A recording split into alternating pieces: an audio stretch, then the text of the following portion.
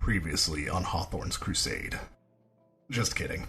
This episode is an in-depth discussion of the events, operations, themes, secrets, and anything else that comes about Negative Modifier's second Delta Green campaign, Hawthorne's Crusade. Because of this, we would recommend that you listen to the entire campaign in its entirety before listening to this episode. But if you don't mind spoilers or potentially feeling a little confused, feel free to keep listening. In this episode of Negative Modifier, we'll be playing the game Delta Green. Delta Green, by design, tackles various mature themes that may be uncomfortable or triggering for listeners. Listener discretion is advised. Hey, it's Charlie, Negative Modifier's Game Master. First off, thank you for giving us a listen. As always, expect something horrible to happen to the players. If you're a fan, support us by leaving a review on iTunes. And if you hate the show, consider doing it anyway and enjoying the fact that you've inflicted us on someone else. For the most up-to-date news in the podcast, follow us on Twitter and Instagram. And with that,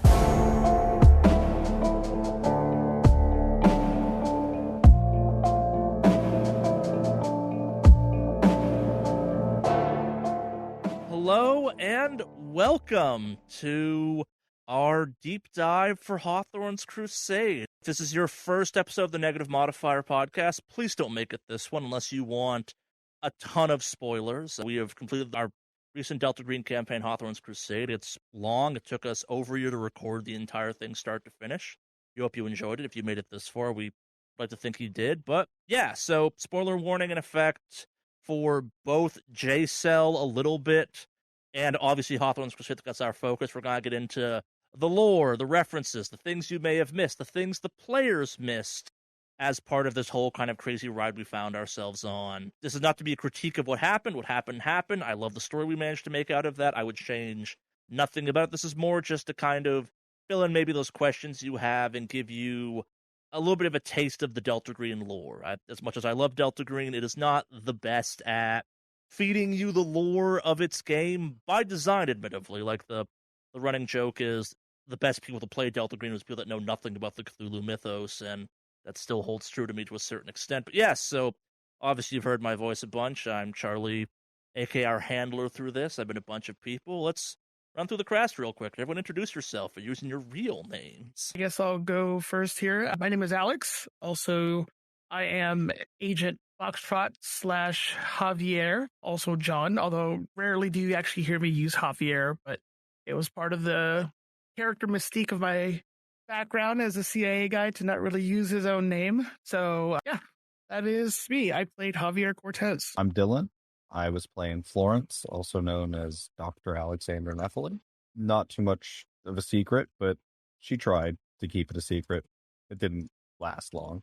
Hi, my name's Chad. I played both Father Faustus as well as Agent Firestarter, both two characters that I really wanted to explore in terms of my role-playing capabilities that just grew to be near and dear to my heart. I have two opposite ends of the Delta Green spectrum in some ways, too, as far as characters go. Yeah, it's especially because it was like my first run of Delta Green, I guess, playing professionally, or not professionally, but it's like sitting down and actually playing it. I really wanted to explore, like, what can Delta Green age? And I'm really kind of excited to see like what kind of stuff I can kind of dip into when it comes to further Delta games. Or even just like any kind of games with this group. This group has been absolutely just a natural, fun, cohesive group to play in. Like, I cannot say how much I appreciated this entire year playing with you guys. Oh yeah, agreed. I have been one of the best role-playing groups I've been a part of. I've enjoyed every operation and session we've done together. It's been a pleasure playing with you guys. I will agree on that. You guys are actually my first group that I actually did a full campaign with. I've never actually, because Charlie actually brought me on board originally. I've never really played a lot of tabletop, although I was always interested in doing it. And I've heard horror stories of like some groups that don't necessarily go so well. All to be true from playing with me. They're all true. I mean, I'm very lucky. I got, you guys as my group, and it's been an absolute pleasure. Yeah, Alex was partially brought in because way the hell back when we did a podcast together that was video game related, so he was kind of the new cast, if you will, because we had the original cast for J-Cell, and we have this cast for Hawthorne's Crusade.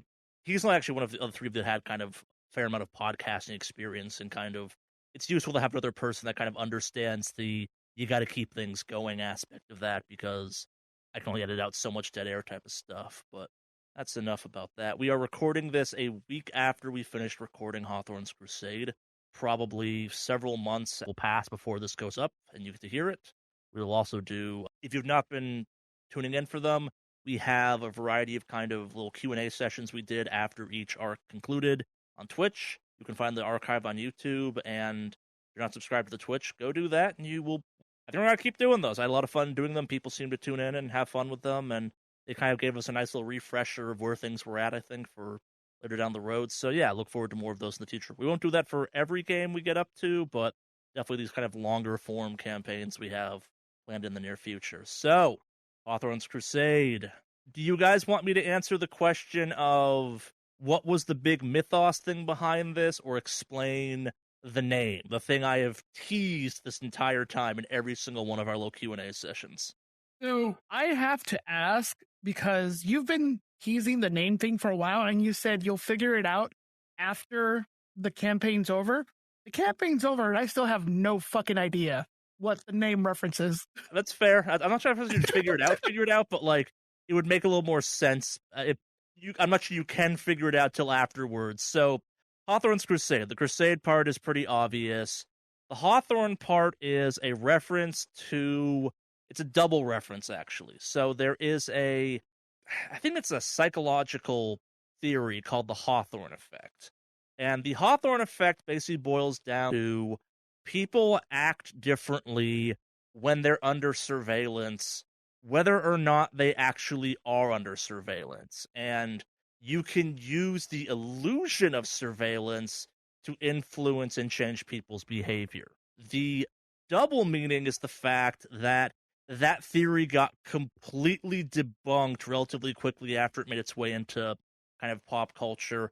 Other ideas out there, the observer effect, which is a much realer thing, which is basically the idea that in physics, by observing something, you actually inherently change its, for lack of a phrase, its nature. Like, you cannot observe something correctly. The act of observing something changes what you're observing because you're observing it. You have to measure it in some form, and that adds a minor aspect to the equation of observation.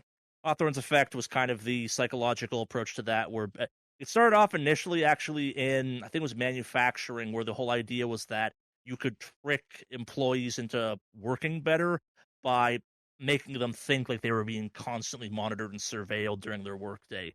Turns out it doesn't work, as many people kind of subconsciously know. You eventually learn kind of if cameras are actually on, or even if they're working, or if people are actually watching, which... Do you get how that's maybe been the theme the entire campaign now that I've spelled it out some? Yeah. That makes a lot of sense. Yeah, that is. I was, for whatever reason, I could only think of Nathaniel Hawthorne, and it's like, this does not, nothing about this campaign feels like the Scarlet Letter, so like I gotta keep thinking harder.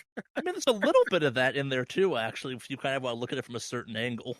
I mean, I guess we visited, like, what's it called? The 13 colonies or something? But even then... I mean, that was there. That's maybe where the Crusade aspects of it come, because I do enjoy the Scarlet Letter from again, it kind of ties into this idea of mass mob rules. Like, our dear antagonist, our man behind the screen, this is where kind of the double definition of Hawthorne's Crusade, of the Hawthorne part of it comes in, is he's wrong.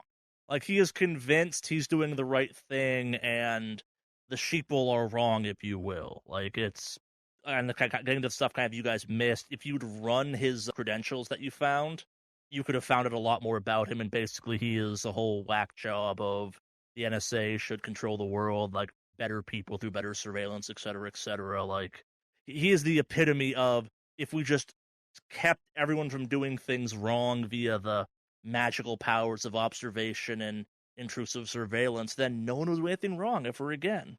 And Delta Green will have to exist because Delta Green's wrong. They don't get it. They're just not using this the correct way. So this dude was someone who just absolutely loved the whole Patriot Act thing. Gross. Yeah, so and I guess kind of building off of that. So one of the kind of, if you dig into the handler's guide for this, there are aspects where I think it's a paragraph that basically says, like, in a tongue-in-cheek way, the politics of Arc Dream Publishing are occasionally confusing if you don't get kind of how they lean on a bunch of this stuff, where it calls the Patriot Act the greatest thing to happen to Delta Green in the history of Delta Green, which from a mechanical and what the job of Delta Green is perspective, yeah, absolutely true. The ability for federal agents to just kind of show up and do federal agent things, a lot of questions, great for hunting the unnatural. But as we've all now learned, Delta Green is secretly terrible and never the solution, except when it very specifically is, and even in that case, Vicky happened. Like, it's never the solution you want it to be. It's never the good solution, if you will, kind of thing. It always comes with asterisks and complications, and is what we're doing actually right? Like, would the situation just resolve itself over time? Maybe, maybe not. Like, yeah, it raises more questions than answers. There's absolutely been so many times where I've just wondered, like, is there a less violent and invasive method for us to do this? The answer was in a couple places. Sure, maybe, but also in the moment, are you thinking of that? Who knows, type of thing. You guys did a fantastic job of playing people. And if there's one thing about people that Delta Green does a great job of kind of bringing to the roleplay surface, is that they are flawed, messed up, and do not always make the best decisions in the moment, type of thing. And as much as Delta Green is a game about investigation and eldritch horror, it's really a game about the spiral and people, and kind of how doing the right thing and being the hero is not a good way to live. And kind of like, you're not always the hero. You might be the hero from your perspective in that moment, but you did some bad stuff, and do the ends justify the means? And as someone who runs this game, I don't have the answers to that. Like, we could go back with a fine-tooth comb and kind of nitpick every decision made in this campaign, and that's why I always start this off with the decisions that were made are the decisions that were made. This is the story we told, and yeah, going back, you could maybe change some stuff, but also, who knows what the ramifications down the road might have been, type of thing. Like, yeah. So I guess to jump over to the other kind of question I posited at the start of this, let's talk about the eldritch horror behind this. Obviously, we had kind of multiple small eldritch horror things throughout the campaign, but our big mythos thing driving all of this, the glowing lights at the bottom of the Orbita basement levels, was Yog-Sothoth, my favorite of the Cthulhu mythos things.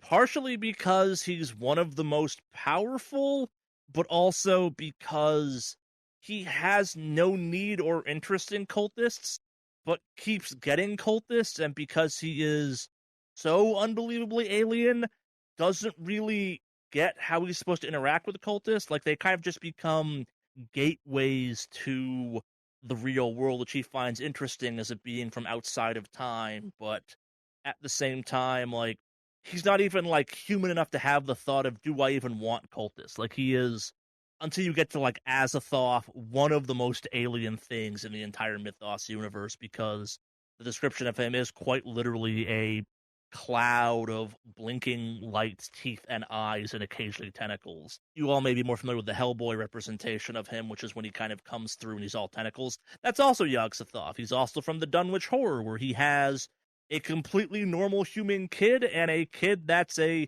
20-foot tall, massive teeth, eyes, and tentacles. The thing's pretty inconsistent. He's also kind of dad to a bunch of the nightmare stuff that happens throughout the Cthulhu mythos, but also can't really be a dad because he does a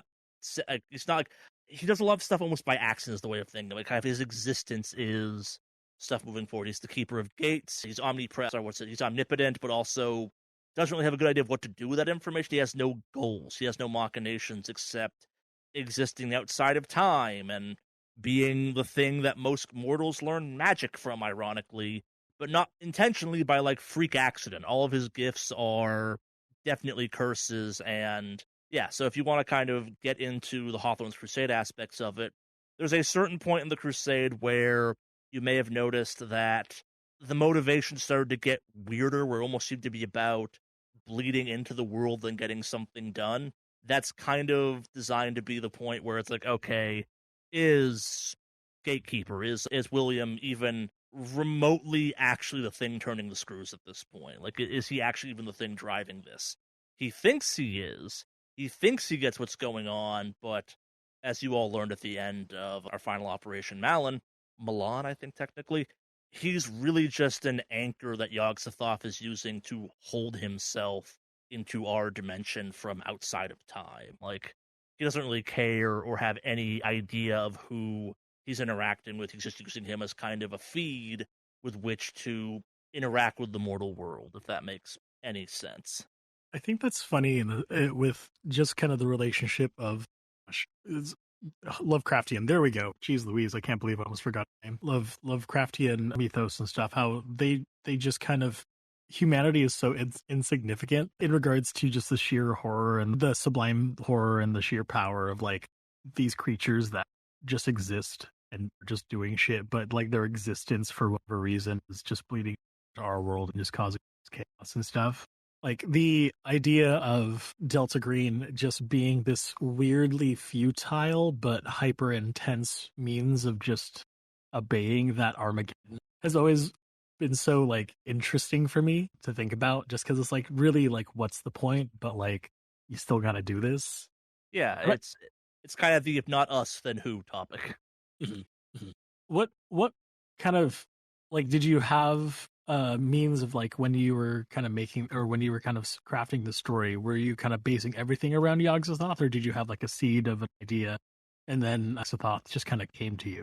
So it's twofold, I guess. Like it's one of those ones where when I write our kind of Delta Green campaigns, I always have two work in tandem. It started off, I want to do a surveillance story. I want to kind of do a story that the idea of it is this whole idea of the Hawthorne, it's the Hawthorne effect. Like the whole idea of if the players think they are constantly being watched through the entirety of the campaign at various intervals, various levels, like what does that look like? And Delta Green is a game about kind of covert secrets, not being on camera. So if you kind of twisted that on its head and give them a long-running set of stories where you have kind of eyes, both metaphorically and literally in some cases, on them the entire run type of thing, the thing that they're supposed to be doing, what does that look like? And you kind of start digging into that. I've roughed out the campaign from that, and it's like, okay, what mythos thing goes along with that? And it's like, there's a couple ones. It's like, let's go with the obvious one of Yogg-Sothoth, who is this omnipotent but doesn't really care creature. It could not care less about any of the thing. Not to be mean, but it could not have cared less about any of the campaign. It's like it's one of those things where it's like it's there, but also it's in a billion other places and outside of time and in a billion other dimensions simultaneously, just being a repository for all knowledge ever, and also like it views time as a plane or maybe from outside of time. So this is just a point where it's in that kind of plane of existence where it's like, oh, I'm in this point in the world. Cool. I might also be in a totally different way infecting the world over here as well and over there, and whichever one of these works, that's cool, but also I'm so everything and nothing simultaneously. I could simultaneously be working against myself and not realize it because I don't get humans by that measure. And once I kind of landed on Yogg-Sothoth being the mythos thing behind all of this, it kind of became like, okay, what does surveillance look like through the lens of Yogg-Sothoth? And it's like, okay, so literally his whole thing is eyes, but also his whole thing is he knows everything. He sees everything because he just kind of does. What does that manifest as? Because just having you guys be tracked around constantly by cameras everywhere, that's boring. So it becomes the graffiti, the tentacles that are as much kind of Yogg-Sothoth infecting and corrupting modern technology, but also so kind of one of the details I threw out there kind of hammered home that also then became a trap because it was feeding you the song or the kind of the rhythm that causes your organs to shut down. That is part of Florence's whole background. That's also Yogg-Sothoth, like the idea of him basically being a mass of coiling modern tentacles, aka cables that just have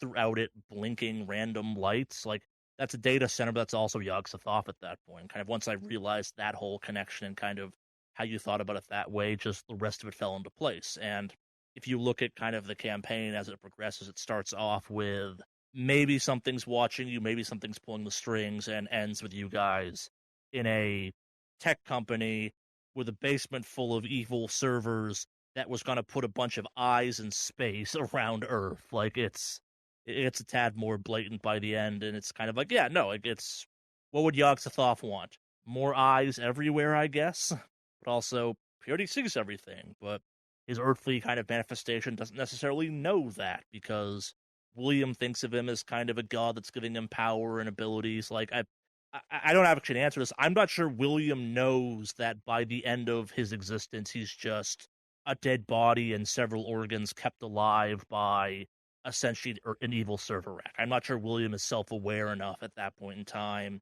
to understand that he is so not human anymore. He is, by all measures, dead and beyond dead and decaying, but still, he lives? Does that kind of answer the question, I guess? Yeah. Yeah, I would have never put that together. Yeah. It requires kind of some crazy mythos stuff. Like, there's a couple points, I think, where if you're kind of looking for what the mythos thing was, you could guess at it. Like, and it's also one of those ones where I know what the mythos thing is, so it's me sitting there being like, it's so obvious, but also I'm like, who else is going to make this dumb connection? Maybe they will, maybe they won't. A couple people I know have guessed that it's Yogg-Sothoth correctly. They have not figured out the Hawthorne's Crusade part of it, so it's been a fun one. Like, I think of the fact that, like, in when you're in southern Vermont, and like the whole thing of like, yeah, there's just like thousands of flying eyes around. That's Yogg-Sothoth in a horrible drone technological form in my mind at that point. Or at least it's kind of evocative of this idea of swirling eyes above you that there's not much you can do about, and they really can't do much to you, but they're watching.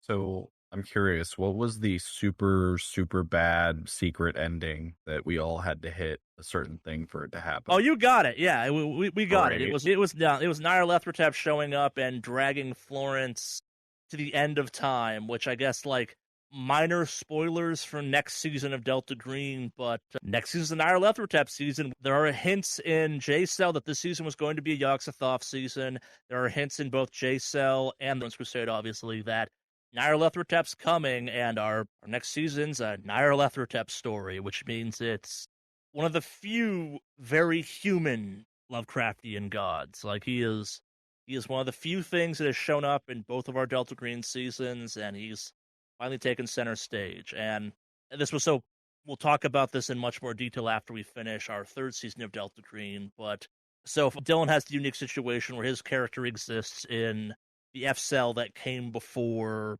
Negative Modifier. That's how me and Dylan met. We actually met through, I guess, recording for a different Delta Green podcast. It didn't seem to come to fruition, but we had cool characters I wanted to keep going, and when it came time to look for people for the second season of Negative Modifier does Delta Green, Dylan was an obvious choice in my mind. So kind of it's the, hey, do you want to play out the final story of this character?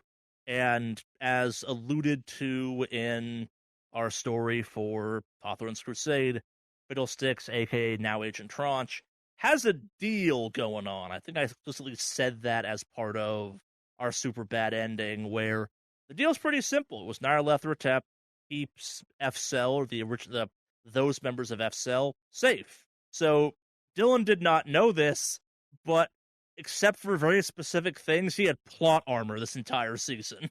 The plot armor would end with Nyarlathotep showing up and grabbing him, but I did not know that at all. And I was terrified of dying the entire season. Yep. I'm just glad. Sorry, go ahead. You could still go insane and rituals could kill you, but yeah, it basically, like, every time you almost got close to death from human means, for lack of a better phrase, I'm like, is this the point where I tell Dylan that Nyarlathotep shows up and just grabs Florence and goes, come with me? That was fun. I like that it sets up, the final season. Also, I am just extremely satisfied that Florence's, like, last moments before she's left alone at the end of time is realizing that she annoyed Nyarlathotep by just staying alive for so long. He wanted you off the board. So satisfying. He needs her off the board for reasons that will become clear, and she is finally off the board. I honestly thought that she was going to die very early on in the campaign. Oh, I was trying to. Yeah, because she is squishy. Yeah. That was not me pulling punches. It was more the fact that every single time she got close to death, it was me being like, okay, how do I tell Dylan his character is going to come back in 4 operations at the very end of this, 2 operations at the very end of it? There are certain points where I'm like, how do I explain this without giving away that, like, yo, the last thing we're going to do as part of this campaign is Florence comes back at the end of the world. And so that got teed off by the monolith, which, let's start taking this arc by arc, I guess. So we start off with NIMBY, which is twofold. First off, it's getting to our characters, but also from a podcast perspective, I have to assume everyone's never listened to a Delta Green podcast before. You have to have a entry point. I'd say, hey, here's Delta Green, here's what this is kind of vaguely about. And that's when the infamous Vicky thing happens, which I will stand to this day, I did not know Vicky was going to die in that operation. I guessed that she might, but I was pretty sure she was going to live, but also she didn't, and that set up a whole bunch of other events that kind of starts the ticking doom clock in the background of ways for the whole Shadow Organization to mess with you, because you now have this very grounding touchstone of, remember when you killed a housewife, that I can just go back to over and over and over again when I needed to have them basically reach out and poke at you guys, being like, we know what you did, you monsters. Yeah, that being our first operation was really great, because that's like the very end there was when I realized that like this group was really good at role playing too, because it wasn't like, oh yeah, we did it. We were all like, kind of fucked up over what we had just done, Why did we do this? What is wrong with us? And it was a really good, like, thinking from like a character's perspective. We were all new to each other at that point. So it was just straight down to business. This is what we are and this is what we do. It was real good.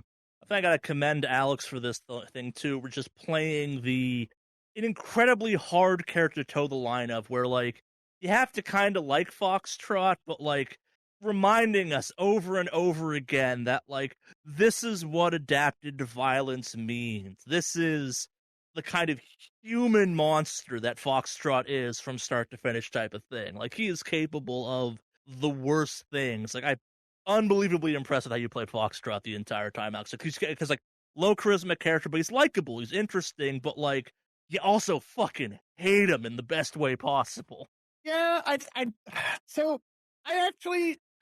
was trying something different, because you've played with me before as far as like my personality and like all that. So I try not to let too much of me show up in my character, because I have a very bad habit of, how can I put it? I have a very bad habit of like inserting my personality or like things that I would think would be quirky or like fun, like doing a bunch of jokes or puns and being super sarcastic as a character. Like it's a bad habit that I really tried to break with this character, and I did let it in a little bit when it was like appropriate, but for the most part, I tried to keep him like fairly like, civil. Like, he did always kind of keep folks at an arm's length, because, he was not charismatic. He was not a social being. He was, I mean, the dude lived alone. He had a dog. Like, that's all he had. And even then, his dog hated him at the end. Like, or not hated him, but, was not bonded with him, if you will. Yeah, I very much enjoyed kind of the story of Foxtrot, where despite the fact that, like,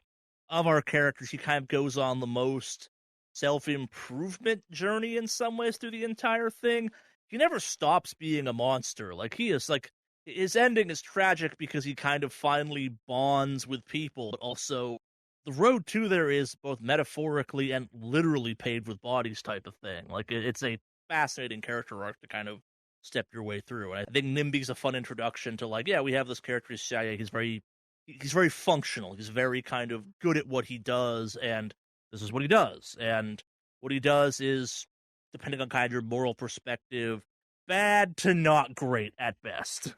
Yeah, I try to take the approach of like a functioning alcoholic, but instead of being an alcoholic, he's just like a monster. And so he's a functioning monster. Like, he'll do the socializing and the talking to people when he has to, but for the most part, like, he's not like, I mean, I can't even say he's not a bad person, but he's also not a good person, So yeah, that was kind of the approach I started with him. And so it kind of, I will say that his character did definitely grow and bond more with this team, because it was like a repeated thing. But like, I think the ending being the way it was, where like, obviously, Florence falls, and it was fitting that it was my character who, as he created these bonds and was now like getting along with his team and like was connected, I think it's kind of fitting that like reality reminds him of kind of who the monster, or what kind of, or what his life actually is, because he failed.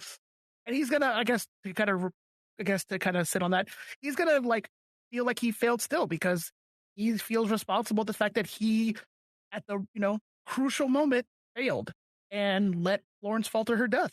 So yeah, it's, makes me really sad. Huh? I said that makes me really sad. It's it's good. It's a Delta Green campaign. You should not feel good at the end of it. You should feel kind of, maybe not morally compromised, but like, it's heavy. It's heavy by design. I put a content warning at the start of each episode because this is a dark podcast, not in some edgelordy way, but because we are teasing with very human emotions, I think. And yeah, I think kind of the arc of Foxtrot through everything is this. For a character that no one can relate to, I think, because we're not CIA wet workers, he has a very relatable story of trying to find friends and making bonds and stuff, and then you're still Foxtrot, though. Yeah. I mean, hell, he couldn't even bond with his neighbor. Like, Yeah. they were always known as the neighbor. They were Yeah. like a no-name base. Like, he didn't even know their name.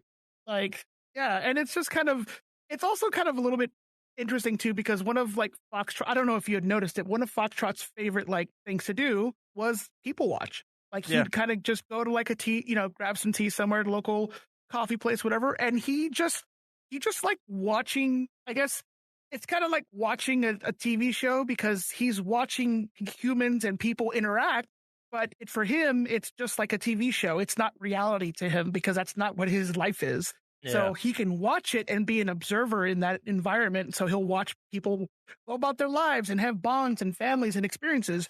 But for him, it's very much like watching a TV show. You hear about it, you see it, but you don't live it. So yeah, the disconnect's very real. Yeah. Yeah. And so I try to keep that disconnect very real. And so those habits stayed consistent. I like to think that, there was kind of almost a yearning for it, but that's just not who he is in the end. Yeah, no, I think kind of NIMBY does a very good job of kind of introducing the whole idea of like functional human, but also like not 100% human in some ways. Like, yeah, it gives you this kind of cool taste of the character where it's like the solution is obviously murder and not some like crazy murder hobo way, but in a like that's the fastest way from point A to point B type of situation, or that's how you contain the situation completely. It's like, no loose ends. Mm-hmm. Yeah. And I will say, I know there's one of the moments that we talked about before that was really interesting that I liked was there was that moment before, I think, was it Vicky, right? Yeah. Yeah, before we killed her, like, there was a moment where he, like, showed genuine concern, like, hey, if we do this is finite. This is it. There's no turning back. There's no redoing. Like, if we kill this person, that's it. And, like, you want to be in the room when this happens because this will follow you. My character is a monster. He's used to this. No, and then it literally followed you for the rest of the campaign. Like, anytime I wanted to bring up, like, hey, something's been watching you, it was always Vicky front and center because, like, it's such a, from a story standpoint, this uniquely kind of, it's a moment where, like, no matter if you think this decision was right, it's still a tough decision kind of thing. It comes up over and over again, not just because I brought it up, because you all brought it up occasionally. It's like, it's just going to be another Vicky situation. I don't know kind of thing. Yeah. And I like that, like, for this team, like, it's very easy to, like, just fall into oh, well, we just got to do what's got to get done, and this is it. Like, we always, like, even though it's Delta Green, we try to approach it, and we had our own moral compass, if you will. Yeah. Like, there was always a, like, teetering if, like, I know Delta Green is what we have to do, this is a mission, this is a job, but, like, does it have to be this way? Do we have to end up killing someone ultimately? Does someone, do we have to go down this path? Do we have to kidnap someone? Like, it's one of those, yeah. Yeah, that ties back to kind of some of our final big bags ideas of, like, it doesn't have to be this way. His way is also wrong, but, like, this didn't have to go down this way type of thing. Again, I'm not sure what the right way for it to go down is, but yeah, like, its decisions are made, consequences happen, and you move on for better or worse. Like, that's how life works, unfortunately, and that's how the campaign works. Yeah, it's kind of poetic in a way because the longer we go on in the campaign and the more people lose their sanity and we had discovered more and more about like what was going on, the typical Delta Green standard started to become easier for us all to stomach as it went on. It was like we'd show up to a situation, it's like, okay, we've got to torture this guy because we need to know what he knows. And, there might be a little bit of reservation, but we still did it. Mm-hmm. So the moment that Florence actively started using her gun was mind-blowing to me because it was like, okay, I mean, I don't know if we're ever going to really like dive deep into the Wendigo episode, but we will explain the Wendigo on stream when we're talking about this live. We will explain the Wendigo then. So tune in for that, I suppose. Yeah, that was a great episode.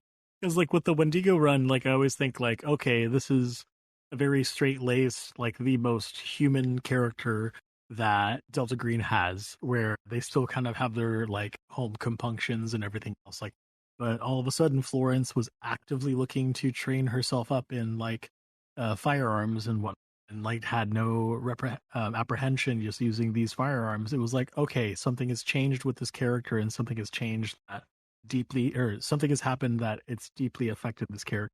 And just kind of like touching back on like the foxtrot sort of foxtrot of it all, I was absolutely kind of floored with the beautiful tragedy that was Foxtrot and Florence's relationship. Just because not only are they survivors of a previous team, but it's the fact that like John doesn't have any kind of connections or anything else like that, because John, or the way they understand John is John doesn't have any kind of connections because John understands the field of his work. But the fact that over the course of this campaign, he's let his guard down to accept Florence as someone who's close to him, and to then just achieve that kind of failing with someone who he's let kind of be close, was like this really weird, like, oh shit, this is happening, and this is happening in this specific situation that was just so devastating.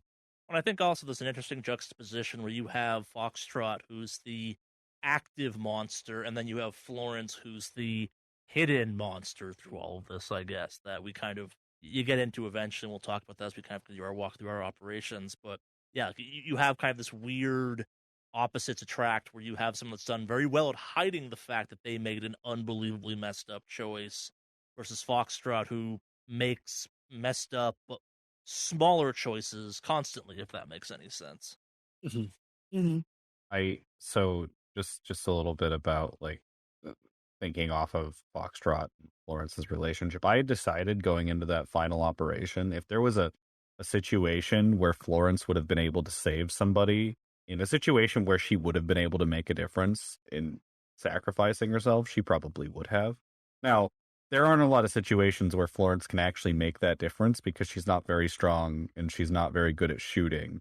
But she wasn't bonded with anybody, but she had already lost, Father Faustus in an operation, and you guys had gone through so much before, so much to get up to that point, that I don't think she was really willing to let somebody else die if she could help it. So it's funny you mentioned that, because going into that last mission, I had actually considered also doing something similar to that. That's why I asked for the dynamite towards, or was it not the, it was dynamite, the C4, because if I wasn't able to like get it to set off, I was gonna basically be like, I guess, suicide bomb myself onto whatever that mainframe thing was, so you guys could get out. Like that was, I had made a conscious decision to do that until it was revealed that there was an opening on the top that we could use, if you will. But my character and like me, I had decided this is the way to go, because it's, at the end of the day, yeah, this is a much bigger threat, and like it's the mission, so he's got to do it. And he already felt guilty as hell with Faustus, and so this time it was like, no, this is it. It'll be me. So, and I think it was interesting that our characters have kind of went towards the angle that like we were ready to sacrifice ourselves for people we barely knew in our, on our team. We just, we got to know each other a little bit, but like, it wasn't really, I guess, we weren't like, I don't know how to put it. We worked really well together. We've gone through a lot. It's one of those like forged by fire, if you will, kind of relationships with everyone. Because I mean, we hadn't even really learned. We learned each other's real names like months before the final operation. So we still were all like, we hadn't known each other for a very long time, but it was like a bond forged in fire. And I had kind of decided that like, Florence had all of her bonds were gone. And every time she bonded with the team, she kept breaking the bond. And I think that the mindset I had her in was at that point, she just didn't want to be close to anyone because she just had gotten so used to hurting the people that were close to her. And that can't happen on an operation because, drama on an operation is just death. So, yeah. That's really interesting, just because the way that I approached Firestarter, or at least Firestarter's relationship with the characters, was that he was going to prioritize the Delta Green bonds over his own personal bonds, because this is what makes him feel the most, not alive, but appreciated. Just because, like, with how he's kind of abandoning his civilian life for his Delta Green life. Like he seeks the approval of John and he seeks the approval of Florence, especially so just because he views Florence as his kind of like introductory mentor. So because of that single moment of like his introduction into Delta Green is associated with Florence, it's like, okay, cool. Like he at least has some sort of history with that. It is just kind of interesting to see how you guys approached your take on like character relationships and everything else like that too. Because it's like, oh damn. It's fascinating kind of looking at where from Operation NIMBY to the end, kind of where all of this stuff went. So kind of rewinding back to our loose walk through the operations, we then have Feast of the Century Club, which has a lot of cool moments. I think of that as the start of actually Hawthorne's Crusade in some ways. If NIMBY's kind of, hey, welcome to Delta Green and Hawthorne's Crusade, Feast of the Century Club is me basically saying, let's play some goddamn Delta Green now. Like, it's like, okay, time to get serious on this. Like, let's get into kind of the nightmare that will be this campaign. And you get to have the moment that I was really hoping we would have with Father Faustus in some ways. The, what does a priest do when they realize that there are gods out there and they've been wrong about gods up till that point? Like, this Catholic God, nah, not a thing. Yogg-Sothoth, though, that's real. And it's listening, and if you just reach out the right way, it'll help you out. Or in that case, it was for the Century Club and the dear old black goat, if you will, that extends life indefinitely. It starts, I think, the spiral that plays out in our third operation, Conflux, but kind of you get to see the start of the good man going bad, I think, in a major way. It starts in NIMBY, but kind of it ramps up in Beast of the Century Club in a major way, and it's fascinating, too, because that kind of starts the doom clock for Florence as well, because we have the interaction with the obelisk, a completely optional, didn't actually impact that operation that much, but it's kind of one of the 3 or 4 things I had written down that, like, hey, if this happens, here's the side story we get into of the fact that an obelisk literally grows in Florence, in that case, and it's alive. Maybe not in the way that we think of like a human baby as being alive, but it has needs, it has wants. It's going to teach Florence some stuff. In the case of Florence, it's a problem to Nyarlathotep because while it's not on his level, it's still a insanely powerful eldritch thing that's like, oh, I got another thing I have to deal with now. God damn it. How do I get so this? happy. Yeah. It's like, I'm how do I sorry. get this in the obelisk off the board too? I'm just so satisfied to hear that I've had Florence annoyed Nyarlathotep. Yeah. It's just nice. Also, Florence loves her rock, baby. She didn't at first, but she grew to love it in a weird way. I crack up when you say that the downturn of a good man, because after Feast of the Century Club, I remember explicitly asking you, or at least I remember at least just throwing the concept towards you. It's like, hey, how does Father Faustus become a wizard? Because that was the breaking of the faith. That was the let's possibly start looking into performing magic himself. Yep. And it was a possibility. We could have gone that path. Like, Florence kind of went that path, ironically, but kind of in the most clinical, doctorly approach to it. It's not a regret, but I will always find the idea of playing out the kind of priest that turns cultist story in Delta Green, and it's a fascinating idea, I think. Like, it's a interesting idea for a character that I don't think, kind of just given the focuses of Delta Green, gets enough focus, I think. Like, the whole idea of, and don't get me wrong, I have plans that will allow us to dabble in that character concept more in the future, especially when we go outlaw in a more meaningful way, because those are all goddamn wizards with guns. Yeah, it's, you ironically, or maybe unintentionally, ironic is probably the wrong phrase, but unintentionally kind of stumbled into one of the stories I find the most interesting, which is, what makes someone a wizard in this universe? Like, what happens that, like, a lot of reasons to go and contact an eldritch deity from a kind of, like, your life has gone terribly wrong standpoint, but, like, a person who has maybe not everything going for them, but enough things going for them.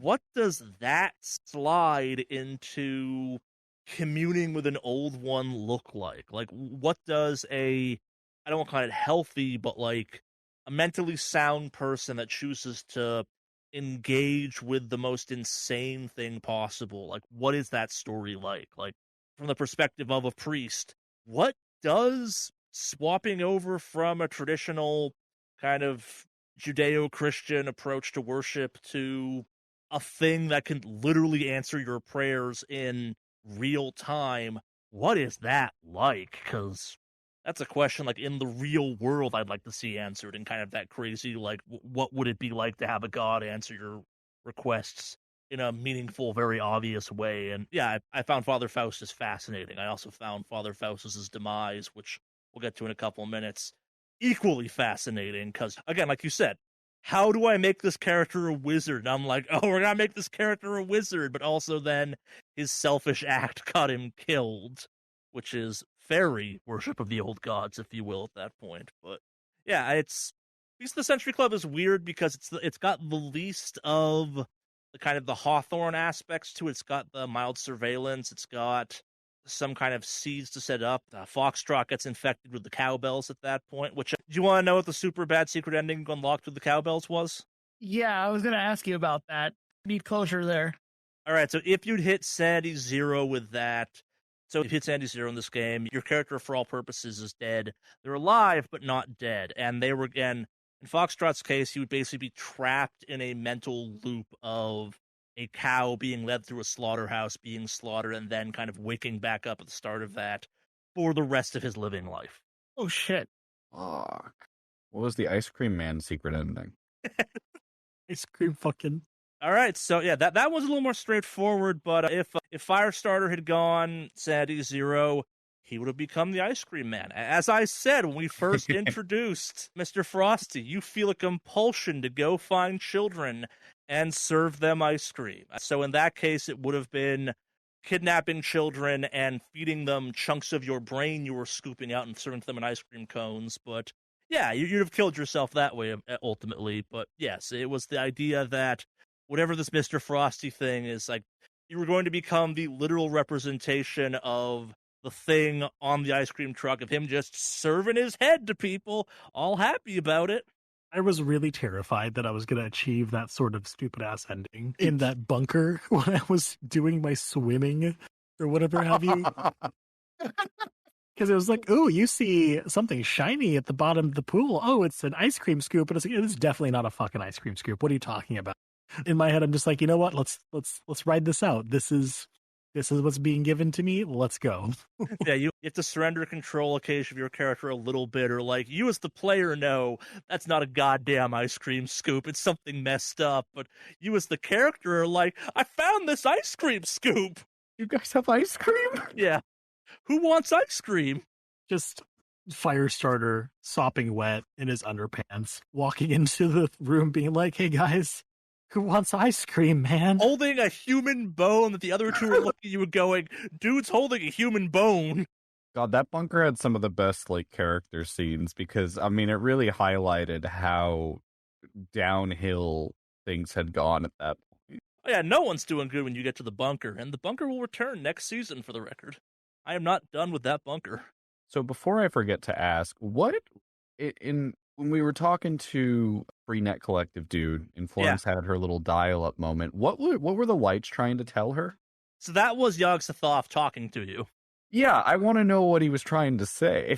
He was just welcoming you to the greater understanding. Basically, if you had understood what he was saying, you were going to become a cultist of Yog-Sothoth. You're basically given the option of membership. Like, Yog-Sothoth is aware of the fact that this whole Malin cult subterfuge thing has kind of run its course. He's looking for what's next. Like, yeah, William's a great anchor and it's keeping him there, but like, hey, this person seems to understand things. They know code, they know disease, they know patterns. They're a functioning human being still that's not like a brain in a jar at this point. Bet they're useful in some way. That's terrifying. It was basically Yog-Sothoth saying hi, like, do you want to come? Like, do you want to know some stuff? Like, I know so much stuff you might be into. Do you want to know about it? Terrifying. So that actually, I'm just going to abandon kind of trying to go operation by operation at this point because we're bouncing around so much. So that ties back into, so some of the stuff that kind of got missed or is a little more obscure to get into if you had got, like, some of the stuff you could have researched on Orbita, specifically its founders and stuff, you could have gotten into the fact that, so Orbita gets wiped out by a ritual. Like, they try and, the founder of Orbita, the CEO of Orbita gets desperate and tries to contact Yog-Sothoth, not realizing what that's going to do to kind of, like, try and save his failing tech company. He has funneled way too much money into weird, not panning out yet research, and that kind of opens the door for Yog-Sothoth to begin infecting the building and kind of whispering to the Freenet Collective people, which is where the code comes from. And the code lets Yog-Sothoth corrupt the servers in a more meaningful way, turning them into an anchor he can latch onto and kind of pull himself from world to world at that point. It's a chain of events, basically. It's kind of, Florence would have been in that case kind of the third link in whatever Yog-Sothoth was trying to do in that moment, type of thing. Again, don't get me wrong, there was an ending that could have played out where Tranche would have put two in the back of Florence's head, realizing, oh, you're a key now. God damn it. Was Florence always destined to, air quotes, die? Not necessarily. Okay. Yeah, it's kind of more of various endings that could have played out a variety of different ways. So I think I don't start having fun with it, but, like, I had no idea that, like, what did Florence wind up having for a natural, like, 40 by the end or something? Something ridiculous like that, which I've never had a character get even remotely close to that. The highest, I think, before that I've had a character get was 10%. Yeah, so kind of building off of that, you have in the background, you have Nyarlathotep realizing that if he keeps feeding Florence unnatural information, eventually Tranche may kill her. You have Yog-Sothoth realizing that Florence is receptive to what his kind of voice is at that point and maybe can use her. You have the Monolith, which is Uligor, have you pronounced it? A kind of a alt variant of that that's now bonded with Florence, that's kind of using her to develop, like, for all purposes, she is its mom. It's also a sentient kind of weird psychic conscious that happens to live in a rock, which it's using her to get around eventually. And we've not heard the last of Florence's rock, for the record, either. It's still out there. It's got several millennia to bounce around our world in, type of thing, as it looks for its mom. But yeah, so basically you have Florence who's stuck in the middle of three exceedingly powerful eldritch things that all realize the best way to use Florence is feed her more unnatural stat for their own ends. And that was a freak accident. That's the path Dylan took Florence down. Yeah, I mean, to be honest, if Florence had survived the final operation, after the whole dial-up thing, she might have just shot herself, like, in her hotel room. Yep. When she was alone. Because she has that very, I gotta protect people mentality. And once she hits a certain point where she realizes she could be a vector and end up hurting people because of it, I don't know. I don't know if it would have happened, but it is definitely a possibility. Yeah, Florence succeeded in a very rare thing in Delta Green that we kind of blew past pretty quickly, which was a successful unnatural check. Like, that's not a normal thing. That was pretty crazy. That was a trip, and I just see that. What was it? It was like not even like the most startling of odds. It was like you got that like single digit or something like that. I don't remember, but I wasn't sure if we were going to get a natural check pass this season. I was excited that it happened though. But yeah, I mean, the thing that started killing Florence's sanity, it wasn't the culmination of everything, because she was just burning all of her bonds. It was, she got so much unnatural that her maximum sanity was going lower than what her current sanity could be, or current sanity was. And that's what started the sanity spiral for her. Yeah, and that was you didn't realize it was playing out, but that was kind of three eldritch entities being like, no, you're useful, or I have a plan you fit into. Just got to keep making you open to this. Like, let's turn you into the wizard, whether you want to be or not. As part of the recordings for the last messages I'm going to do, I'm also going to do like a little mini recording where Florence is like in her own head trying to figure out how to get out of this end here and slowly going insane. So you can use that if you want to. Cool. I guess to kind of give us a little more structure again. Cabin in the Woods, a.k.a. Conflux, our first death, the death of Father Faustus, who, if he had just not projected that sand damage, would have lived, but his selfish act got him killed. You can't script moments like that. That was an amazing moment. I absolutely blame Florence on, on that. Is it because it was like, all right, cool. Like, you know what? Yeah, fuck the church. And then, You started acting like Florence, and then you die. I guess I couldn't cut it. I don't know, but I just like, oh god, that was fun.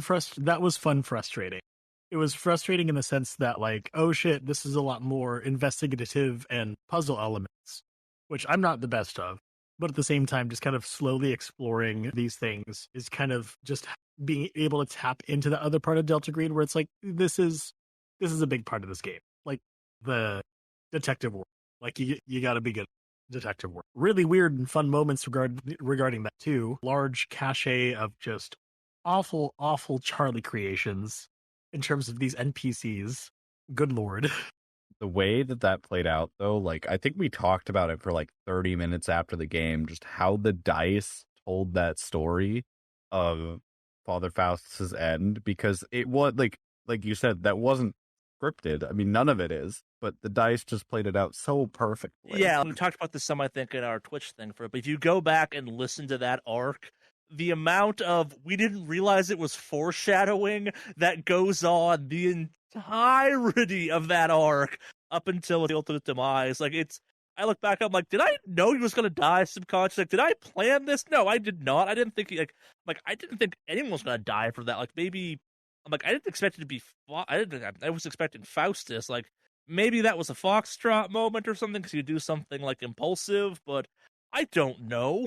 Like, my mind was that either the house was going to be a TPK, or no one was going to die, or, like, yeah, I had no idea how that thing was going to play out the way it did, type of thing. Like, it's one of those ones where the way it played out is cooler than I could have ever imagined it did. And that operation's strange, because I think it's our shortest arc out of all the arcs, and you guys engaged with, like, maybe a third of the content of it. Like, there's definitely more stuff you could investigate for it, but at the same time, by investigating that, you wouldn't have gotten that ending. And I think that ending, like, it's so important to the overall campaign. I think, like, it's an interesting kind of moment that just sets the tone of everything moving forward. And it's weird. Like, the operation I thought was going to be the shortest is the one where you were in Michigan. Like, I thought that would be the shortest operation out of all of them, because in my mind, it's like, oh, you just question everyone in the building until you find the mask. And that took a bunch of kind of crazy, awesome, rambling approaches that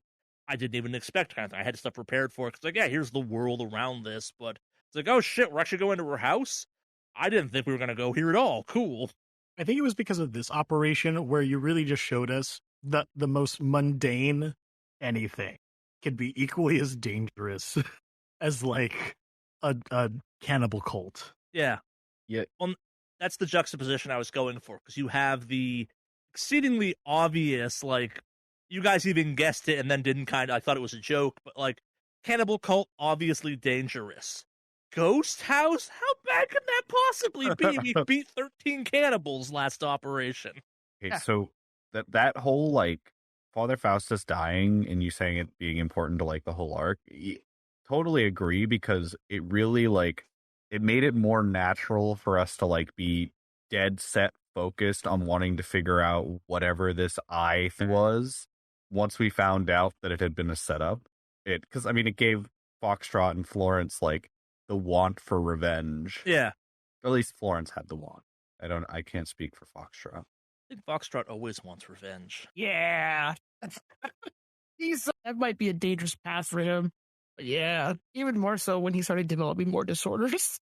I think it's one of those ones where kind of, like, it's Conflux is a special operation for me within the kind of overall campaign, because it's the most abstract in what the danger is. Like, every other operation has a pretty obvious, like, okay, here's the air quotations monster. Like, there's a way you could have played through Conflux where it would have never been dangerous. Like, there's nothing that's ever going to shoot at you. There's never going to be a monster.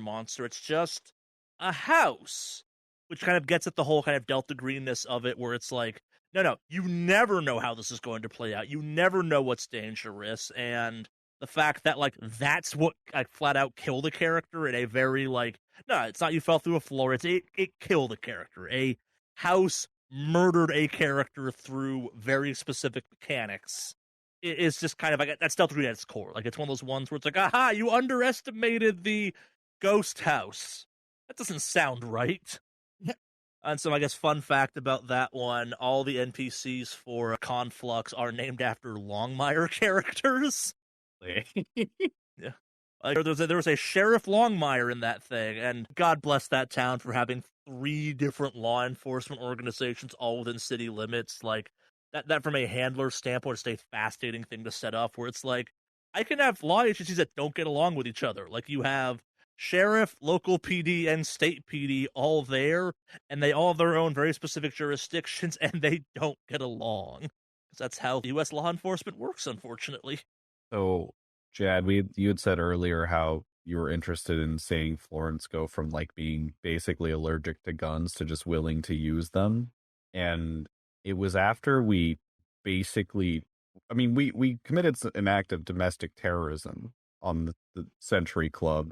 And it was when she shot Samuel, I think, that I finally decided that she had lost her innocence, I guess, in the Delta Green world. I mean, despite the fact that Samuel was an animal, he was still a person. And that really does take a toll on you. I mean, the character backgrounds and stuff, there's Foxtrot, who's a CIA operative, and then who is a war vet. Like, both of us have this weird, I think I wanted to play into both of us have this kind of, like, specific understanding of, like, what it means and what it takes to kind of bring yourself to the point where, like, you can raise an arm against another person. But then, like, Florence, it was this weird thing of just like, all right, cool. There's still one person who doesn't have that kind of blood on hands, and trying to preserve that was always an interesting side thought.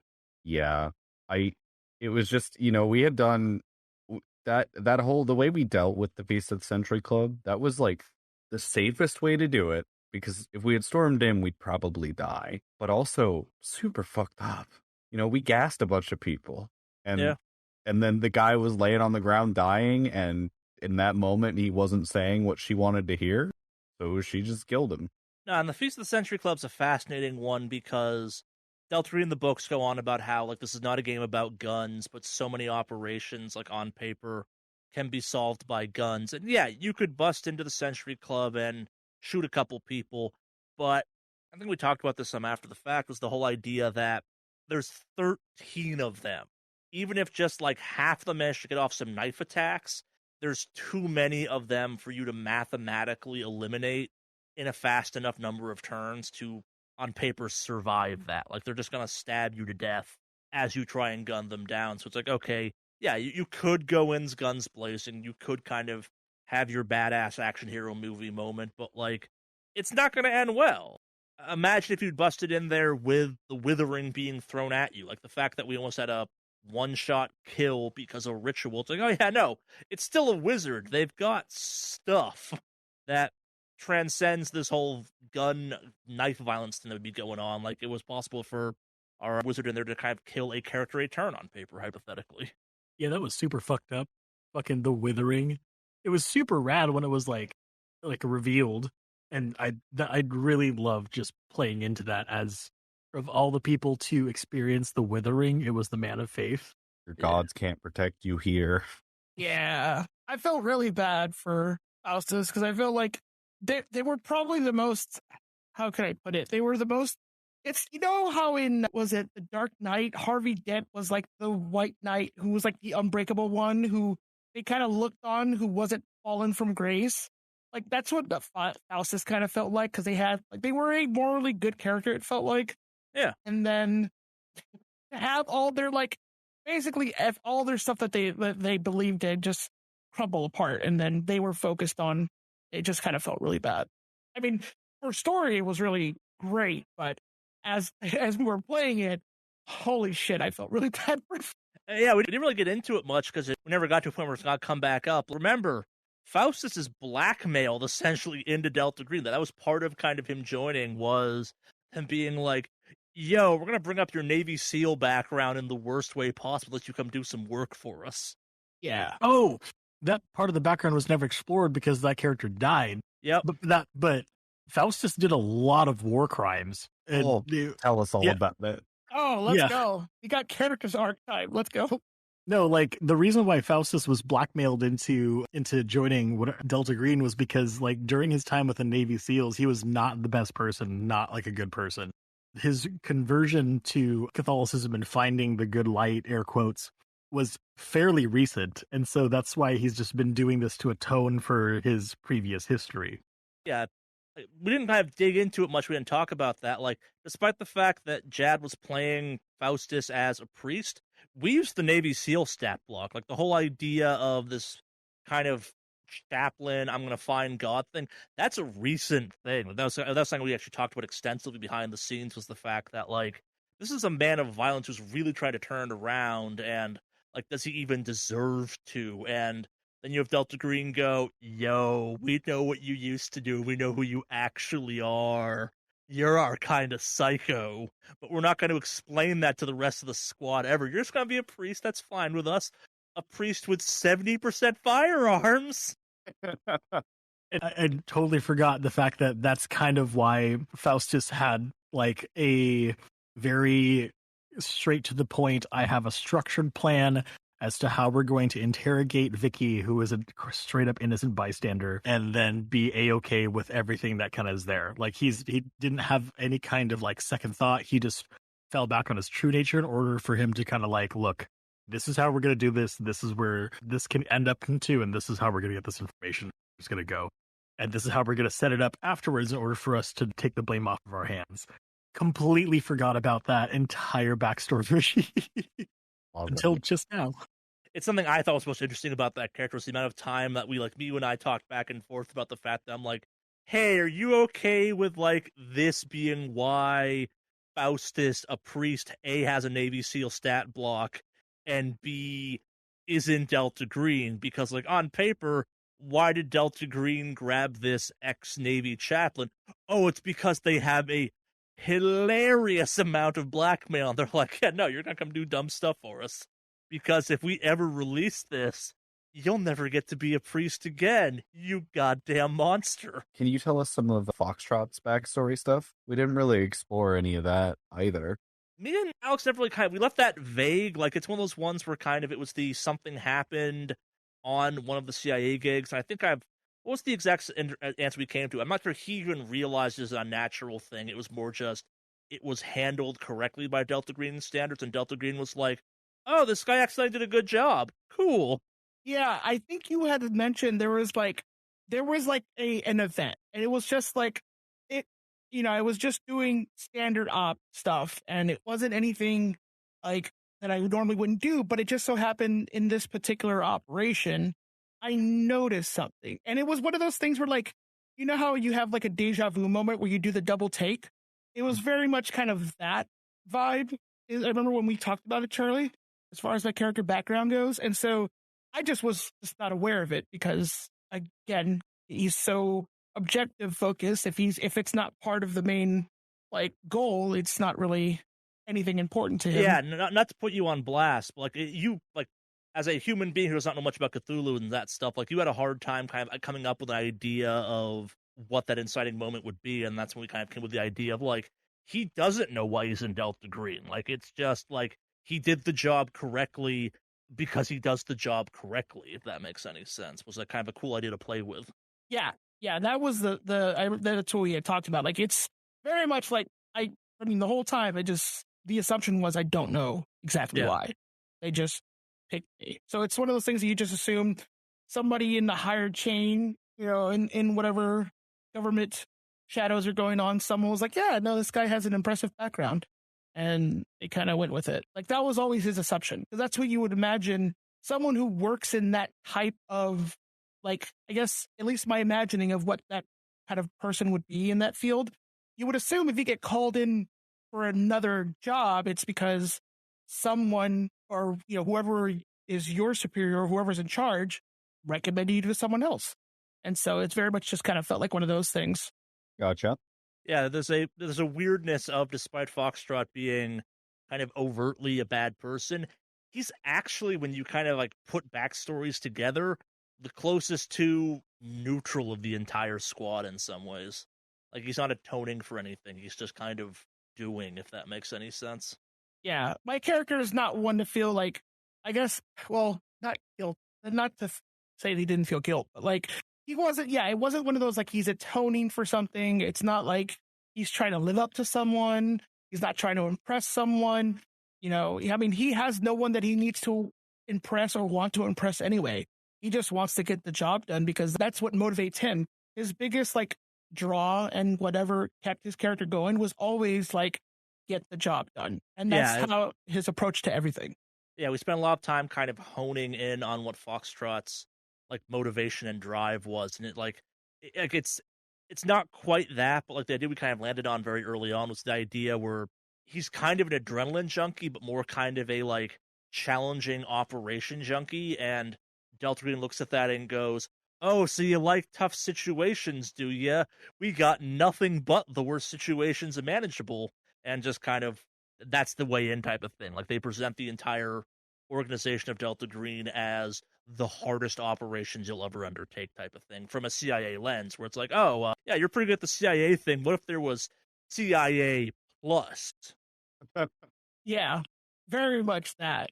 Because, I mean, like, for him, the void that he was filling was that of, like, the job, the excitement, the objective. There's nothing else there that, like, he needed to do. So that was, like, my approach to the character.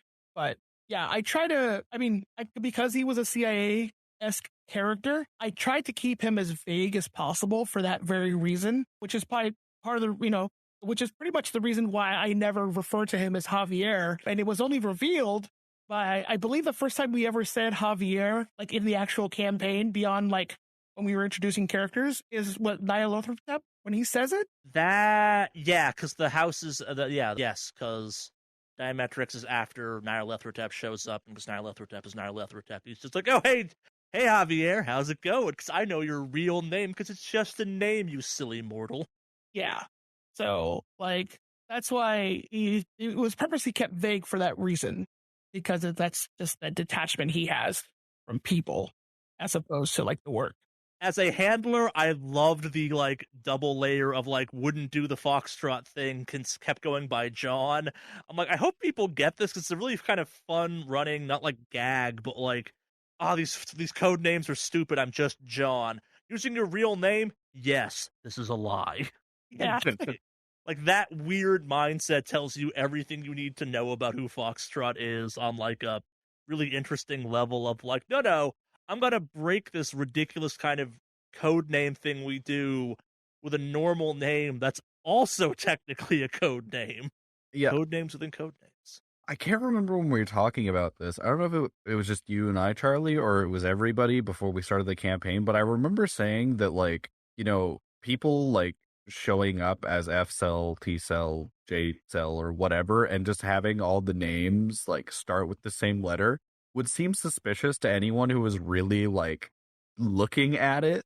Oh, absolutely. Like, in the real world, the whole codename system we do, because it's a fun thing for the podcast, and it's kind of a Delta Greeny thing. Yeah, like, hello, I'm Mr. Yellow, I'm Mr. Yancey, and I am Mr. Yelnak. I'm sorry, you all guys are obviously secret agents, correct? Like, there's no way those names pass. Yeah, and it's also because John, while it is a fake name, I mean, do you really know it's fake? John is technically a real name people go by. Yeah. Like, it is fairly common. John.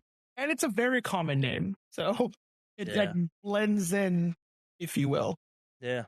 Now, we got a bunch of kind of questions about the time skip that happened as part of our time in Vermont. The time skip was always going to happen. The severity of it was always kind of up to what happened in the house. I kind of worked out the math. We're kind of there's a rough thing for like every minute that passes in the real world.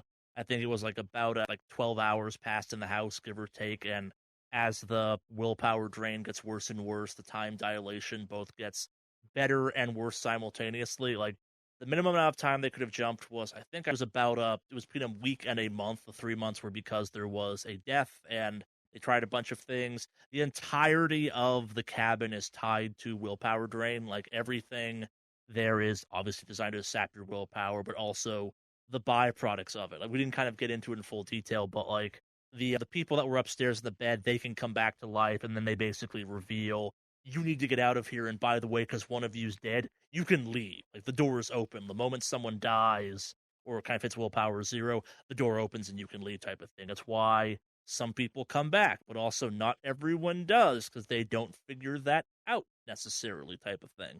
Yeah, if you dug into kind of the history of the disappearances, people that went up in like groups of 3 or 4, they typically come back. Couples don't. Because we also ended up solving that issue in the end too, right? Because we extinguished the hearth.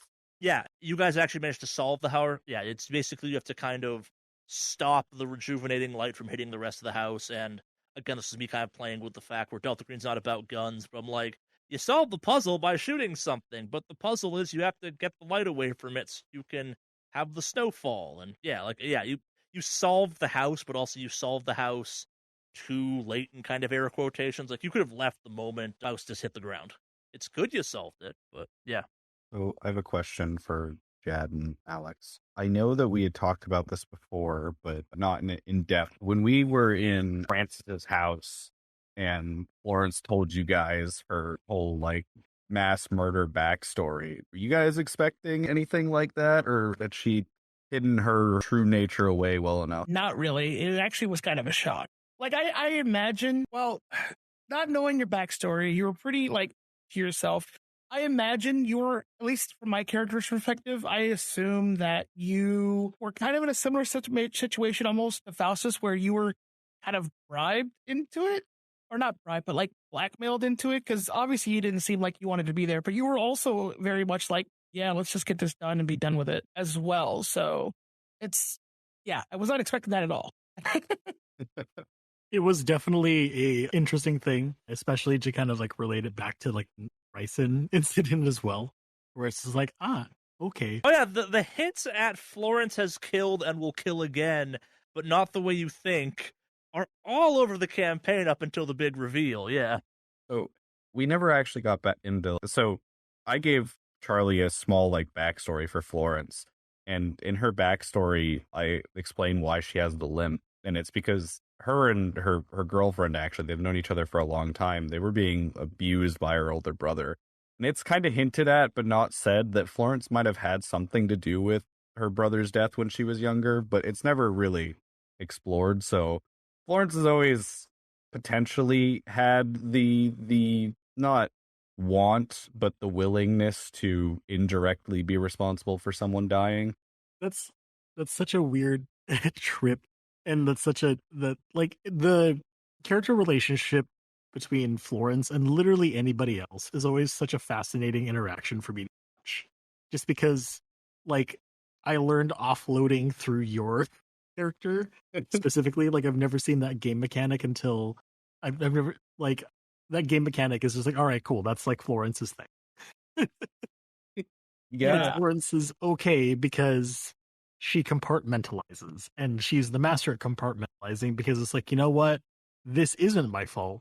I know whose fault this is, and just goes on about her life.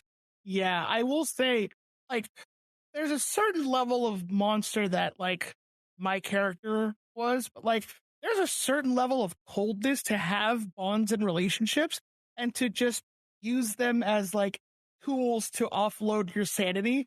Felt like a very bizarre cold to it, but I get it. I respect it. Don't get me wrong, but it was very like interesting to like watch that like unfold throughout the campaign, because it was like you immediately, like, whenever you got hit with a big sand thing, you with no hesitation were like, I'm offloading on so and so, and then the roll came through. Like, it was really impressive. also kind of written into her backstory is like Florence has had strife in her relationship with her girlfriend in the past, and it's written it's a to like bad relationship on it's paper. Yeah, really bad, because they've been together since they were like teenagers, right? So they've been together for a very long time, and they're like kind of okay. The girlfriend is like codependent on her, but Florence was kind of like borderline sociopath and didn't really like didn't like bond the same way. So in her backstory, like she has all this strife with her girlfriend and kind of gaslights her at points and just is awful. Yeah, we alluded to it a couple times, but like then also that bond took such a major hit after the time skip that we didn't get a chance to kind of dig into that. But like that relationship is characterized by just a real uncomfortable kind of disproportional power struggle. And like you may have missed kind of Tranche/Fiddlestick's occasional allusions to that. Like Tranche knows who Florence is 100%, A, because she has access to her dossier, but B, she knows Fiddlestick. She knows Florence in a more meaningful way in some ways. Like think back on all the times where Tranche showed up and was like, "Hey, here's this ridiculous situation we're inflicting upon you that I know you're gonna be fine with." That's because she knows who Florence is at the core type of thing. It's like, no, you're like me. You're also bad. Yeah, Yeah. and there's this like switch at some point in the campaign. I can't remember where it is, but it's when like Florence realizes that she doesn't like she stopped not caring about not having people, and that's when she starts to try to repair her relationships. So and it just happens fails. after a couple bonds got broken. It happens right after the time skip where that bond took some major hits. And admittedly, this is me putting words, but I always interpreted that as she realized that this relationship that she's kind of taken for granted might not be there anymore. Not from a good person / like loving girlfriend perspective, but from a like, no, I want my things I've always owned to still be things I own perspective goes about trying to repair it. So it was kind of like that in the beginning, but I think part of it was Faustus dying on her watch was like one of the big cruxes in changing her outlook on everything. Sure. Because it was her first operation too, leading a team, and like she just had a different outlook on people and how things were because Faustus never came back, Yep. and you can't fix Faustus because he's dead. Is he though? I don't know. He comes back as a wizard, Charlie. I will absolutely love you. He's not coming back as that.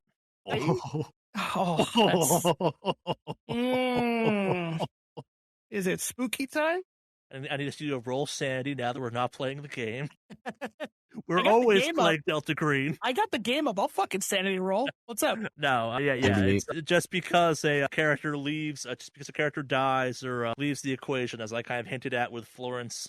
Definitely, by all measures, dying, but not necessarily being dead does not mean these characters are out of the negative modifier pantheon of NPCs that may come back in horrible and or weird ways down the road for Delta Green stuff. I wouldn't call Father Faustus alive still, but there are various definitions of dead within the Delta Greeniverse that might apply to him more than the traditional version we're familiar with.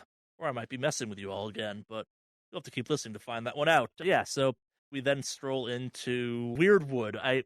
What I initially thought was not going to be everyone's favorite operation, but I think has become everyone's favorite operation in some weird ways, because that shit was bonkers by the end.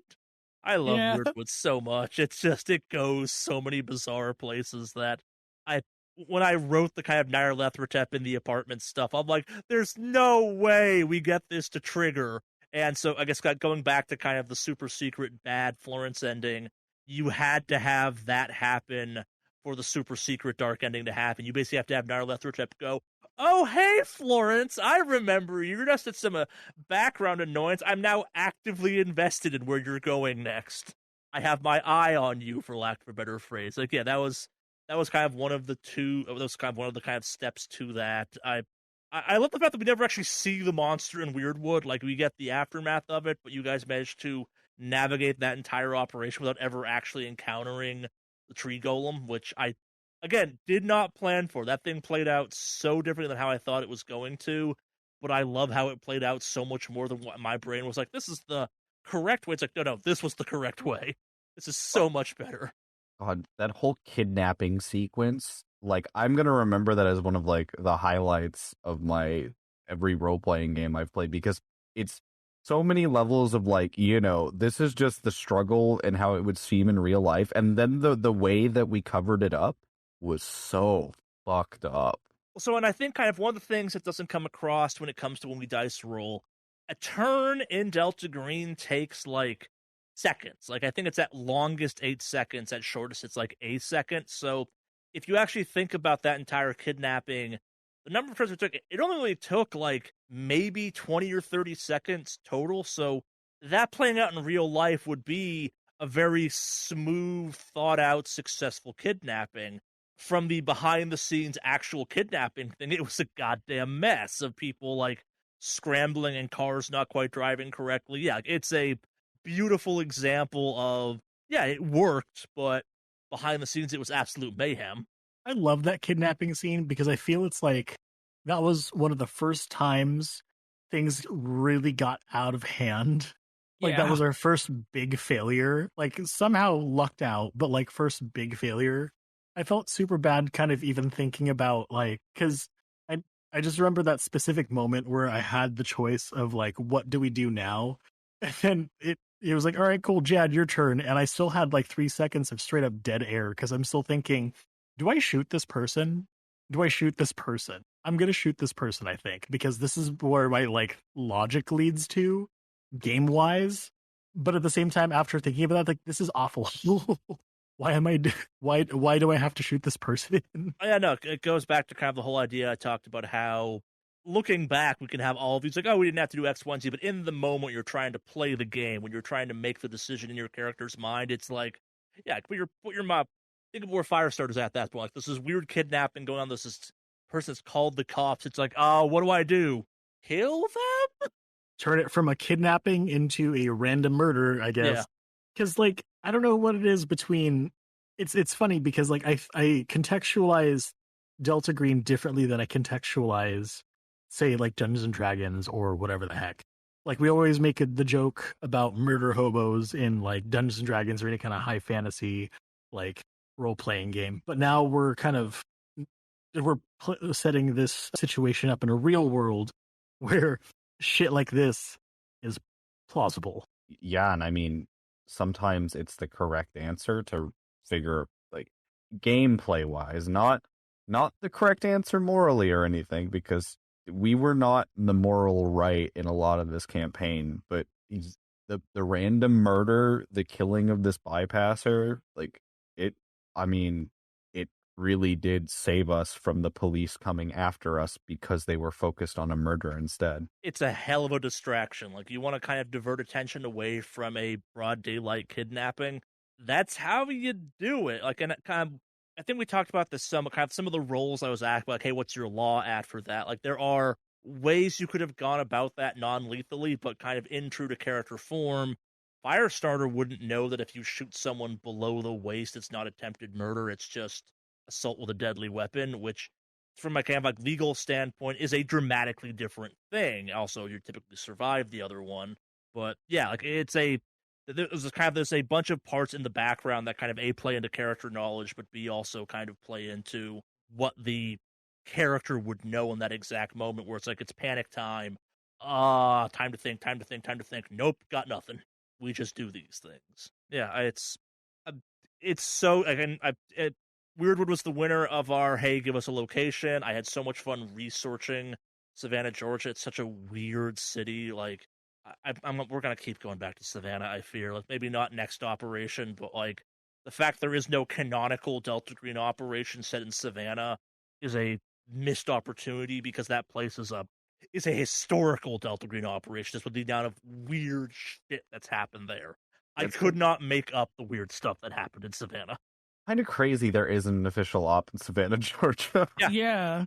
I remember you were really excited about the setting of Savannah, Georgia. Like, you were really, really excited. I initially, when I started research, I'm like, okay, Savannah, Georgia, known for those, like, tree tunnels and fountains. I knew how many fountains there were, and, like, a weekend later of researching Savannah, I'm like, you could run an entire goddamn campaign just in Savannah about the Savannah, Georgia-ness of Savannah. Like, just like every time I thought I hit, like, okay, this is as weird as the history of Savannah, Georgia can get, I'd find something weirder. Like, we didn't even get in, I think we talked about it briefly, but, like, that city lost, like, I'm gonna throw a random number up, I think, like, close, like above 50% percentage of the city got killed off by a viral outbreak.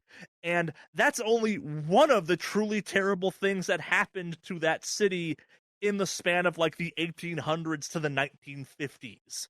Like, just like any one of these things would be like, holy shit, that's insane. But like, from a historical context, the like level of brutality and like fucked upness that was the slave trade in Savannah, Georgia, because it was a port city, like, it's one of those things where it's like, yeah, probably not taught as much as it really should be in school type of things. Of like, this is one of the darkest parts of the slave trade, not actual slavery, but like the actual mechanics of the merchandising of it. This was a major point for that, and that was fucked up and insane. And then you have this plague outbreak, and then you have a bunch of other crazy ass fucked up stuff that happened in that city. Like, there's an actual legal story, a real story that happened that involves voodoo and a defendant dying the day after being exonerated of a crime, and everyone's reaction to it just was, oh, he broke the deal with the voodoo priestess, that's why he died. Like, and you just go, oh yeah, that makes sense in the grand context of this. That's fucking crazy. Yeah. I love it. That'd actually be kind of interesting, I think, running a Delta Green campaign just set in one city, and you have to really be careful about cover-ups because you need to maintain your image and everything, because it's an interesting idea. It's a absolutely fascinating setting. Like, it's again, went in with it with like, okay, this is not, it's like, okay, it's a Deep South city. We already did Deep South. What am I going to do with this? And just by the end, I'm like, oh god, I need to go to this place because this place is absolutely goddamn insane. Like, the history of this place is the most, like, y'all are making this up, right? Like, this didn't happen. Oh, all of it happened? Shit, and the never being more than 10 feet away from a dead body, that's a thing you guys publicize? Really? Yeah, the number of mass graves in that city because of various historical events that happened, you're just like, why is this on the tourism website? You'd like to see where everybody dies. Yeah, I had so much fun doing Weirdwood. Like, Jimmy's a favorite NPC character through all of this, just because, like, I love when you can have an NPC that you can just hate. Like, on no level do you feel bad about hating Jimmy by the end, because, oh god, does Jimmy suck. And you guys didn't even get into some of how much Jimmy fucking sucked. We got into enough. We got to hear him try to flirt. No, he gave off big incel vibes. Oh, yeah. I already took so much psychic damage just by playing that campaign from Jimmy. Like, not like as a character, but like as a person. Like, I took psychic damage from fucking what's his face, the dude who ran the paranormal magazine. Century Danny, yeah. Yeah, Century Danny. Jimmy was just like, you know what? This is too much to handle. Dude, I had to try to flirt with Jimmy. Oh, that whole sequence of you having to like flirt with Jimmy was so fucking good, because Charlie did a great job having him be completely oblivious to Florence's advances. It was just a perfect interaction, I have to say. Jimmy fucking sucks. That's the whole point of Jimmy. Weirdwood leads us into our second to last operation, leads us into Diametrics. So a couple of fun little Easter eggs about that one. There's a bunch of Bones, the TV show references thrown about that operation. Like, the lead anthropologist's name is Celie Brennan, who is the two main characters of Bones' names mashed together into one character. You caught that. Kudos to you. I'm not sure anyone else did, but my wife from the other room hearing us record that yelled, "Why are you doing an episode of Bones?" It's amusing. Yeah, we talked about this kind of as a side thing after the fact. That operation is inspired by, I think it's only a paragraph in the Handler's Guide, or the Agent's Handbook, where they talk about this smooth mask, and there is no canonical operation for it, but it's one of the things that kind of, it's the part of makes Delta Green books, they have these little asides throughout the book that, like, I always find fascinating. They allude to some weirdness, and I fell in love with this little, like, oh, it's this mask that, like, its characteristics are it's really smooth, but also it slowly drives the people interacting with it to darker and darker kind of pursuits of pleasure, but like pleasure in air quotations, where like it obviously ends in murder. Either someone runs away with it and goes on a serial killer spree, or one of the people involved with it winds up dead. Like, you eventually the mask eventually encourages you to experience the ecstasy of taking someone's life, and that's where our kind of operation picks up. Obviously, it's a trap. Our dear friends Milan have sent in this box, basically gift wrapped for F-Cell. You get the initial hints that maybe something weird's going on Pine's End, like you meet in a fucking Starbucks after all. Like, that's a thing that probably should be a red flag to people in hindsight. Like, the common collective Miss Pine is like, no, we're meeting in the middle of a public place where people can overhear us because reasons that don't become clear till later. That entire operation is weird because the mask and the whole hunt for the mask is more setting up it is a delivery system of, hey, you're going to Francis's house to get into the real reason this operation exists. And I thought the hunt for the mask was actually really kind of cool. It was also me playing around with this idea where one of the most powerful tools you can give players in Delta Green is fake credential. It was the idea of, okay, I've always wanted to do this. Literally fell into place where I was looking up, like, hey, what federal agency kind of do stolen antiquities, and it's ICE. And I'm like, okay, how bad would ICE credentials be at a fucking college? And I'm like, oh, really terrible. Fantastic. This fits. It's so good. It's credentials you don't want to use. I don't think we used them at all. No, you did not. Objected to those credentials so, like, violently that it was a physical reaction as well. Yeah. We're ICE agents. It's like, why would you do this, Charlie? The exact reason you're reacting to. I will say I love that the credentials were ICE because it very much, like, it showed where our moral compass was, because we were like, yeah, we'll gas people in a old house. Yeah, we'll murder a lady who was being, released as, like, plague. But I refuse to be an ICE agent. Like, it was just an interesting contrast there. We're human beings. We're not that much fun. Right? I think it's like, even if you kind of look at it from would this complicate the operation to use these credentials? The answer is, yeah, they're gonna make it worse. Like, these credentials do not necessarily help you. They'll get you access to stuff, but, like, some people are probably going to stop talking to you or not talk to you as kind of bluntly, given your federal or agency of choice at that point. But yeah, so the one thing that was kind of missed is the fact that if you dug into the law aspects of that, if you'd kind of taken the investigation wide and been like, hey, have there been some weird murders or anything like that? There were actually several murders of homeless people that had transpired that were identical to the one that happened in the building. So the escalation of mask to murder had happened elsewhere. It was just the first one that was, what's the right phrase, more directly linked to the mask, basically. There's a jarring, I think, feeling of, like, how fast it goes from the agents show up and, hey, there's a murder within 12 hours of y'all being there. But it's like, no, this has been building to this there. But also, like, yeah, it's knocking off Sabrina is beneficial to Victor and the couple at large, but also it's a murder of opportunity, and it's a riskier one, adding to the spice of the murder the mask was compelling them to. And I enjoy the fact that you all fucking fell for the red herring of, no, they're just a kinky BDSM couple. No, they're not. This explains the weirdness. No, it doesn't. And not what kids are getting up to these days. Yeah. Remind me, Charlie, where... I know this was at a university, but was this... You said this was Michigan? I can't remember Ann Arbor, exactly. Michigan's where this one takes place. Yep. Okay. That is the operation where we really realized it was just a setup. Yeah. That's when we started questioning, like, all the other operations beforehand too, where we were just like, were we all just the entire time just following someone else's agenda? Yes, Yeah. the answer was yes. Also, just to add a little tidbit to the whole ICE agent thing, really quick, Ann Arbor, Michigan is really close to the border between Canada and the United States. I know!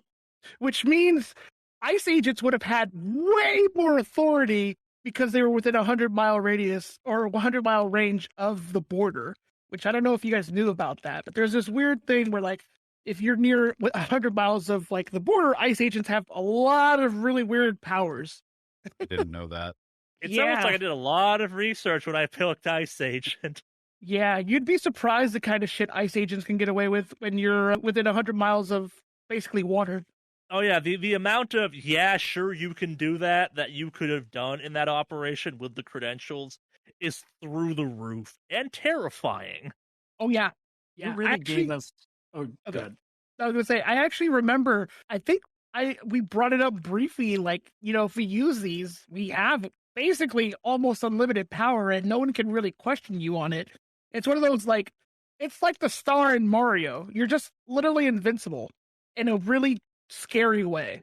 Yeah, and we were just like, no, Nah, yeah, we don't need it. We're Yeah. not that bad. We're better than this. yeah, That's exactly how I saw it, in the sense of just like, here, we're giving you the key of like unlimited power. You're just going to be the trade-off is that you're going to be understood as an ICE agent, and you're just going to have that like social stain on you. And like, as no, Yeah, yeah, no. absolutely not. Yeah, every operation has what I kind of call the mystery key, where like once you figure out how it works, the entire operation just kind of falls apart or unlocks around it. And that one, it's like, just be an ice agent, just use those powers, use these forbidden powers. Alex touched on this, but like the shit you could have gotten away with because of the location, because of what you were investigating, because of public perception, because it's one of those agencies where people don't actually really know what they're supposed to be doing. We think we know what they do, and that's part of the problem. Like that's a big part of Delta Green. It's why I like playing characters that have very obscure powers when that game where it's like, yeah, why do I play so many IRS agents? Do you know what an IRS investigator's jurisdiction is? No, neither do most people, and I'm going to abuse that constantly. Yeah, no, the mask is fun. The mask is kind of meant to be a return to good old fashioned Delta Green. We're going to find an artifact that's weird and dangerous. Like, it's a low stakes operation that kind of like gets bad around you, and I think that's the only one that technically can sort of self solve, or more can like flat out say, "Yo, here's what's going on," because there's a chain of events that would unfold of like people getting murdered. Like the more days you were there's going to be more and more murders, and eventually, depending on kind of when certain things happened, either Victor was going to murder Christina or Christina was going to murder Victor, and that's pretty obvious what's going on. But now you found the house, you found the apartment, and dealt with the mask, and that caused the whole breakdown. But then there comes the house, and I think you guys were giving me crap about this beforehand, rightfully so, where it's like you've trained us to believe the most dangerous thing in Delta Green is an unoccupied house, and that was fun. And like Francis's house is one of the moments in the entire campaign that like you guys got to deal with this because of back behind the scenes stuff, but like I was genuinely excited. Like they are the things that I think of as the coolest, most insane me moments in the campaign, where it's like, oh yeah, we're going to introduce these weird data tentacles. Like, there's no way you can know what's going to happen. Like, it's just me piling handler bullshit on top of handler bullshit of like, oh, your cell phone won't turn off now. Enjoying that weird Wi-Fi? There's eyes everywhere. No one but you notices the house. Like, you go inside, and there's dossiers about all of you and everything you've done in the campaign up till this point. And also, there's just these tentacle cables everywhere that sure seem weird, but also I keep describing as, they're just cables. Yeah, that was a trip, going in and meeting our adversary for the first time. That was, oh God, that was like really just kind of the Pandora's box opening up, where I was like, oh God, what do we, like, what's happening? And I also thought I was going to experience another character death. I think that actually, like, the only person who was not close to dying in that session was Javier, John. yeah. Because that was the exposition dump, and the holy hell, these blinking lights are gonna kill us. And I think that Firestarter and Florence both failed their dodge checks to not get grabbed by the tentacles. Yeah. Yeah, and that was like my like guns blazing moment, because I think I just hit a succession of solid rolls that whole sequence. Yeah, because I actually think I had remembered it wrong initially. I think you actually got Florence out of her binds and Firestarter. It sounds rightish, yeah. That sounds about right, because I remember I was hitting all my athletics checks, for sure. Because You got us out, and then Florence ran to the window and rolled a critical unarmed to get the window open for us. But otherwise, if you hadn't been there, I think we were done because it was another one of those strength checks with the big penalty. Yep. I think that was after I had developed the explosive disorder, right? I think that came as part of that. You had paranoia by then. I Maybe definitely you had paranoia. explosive- Maybe you had explosive, but I don't remember the exact chain of events, your disorders, but explosive didn't really become a big deal until we got to Philly, and that's kind of where it got like not quite comical, but like, I'm gonna grenade this house because the last house tried to kill us. Yeah, that's right. The house was very short, but it was like super impactful. It was great. Yeah, it's designed to be that kind of thing. I think you spent about as much time kind of interacting with the outside of it, trying to figure out what the hell was going on with it.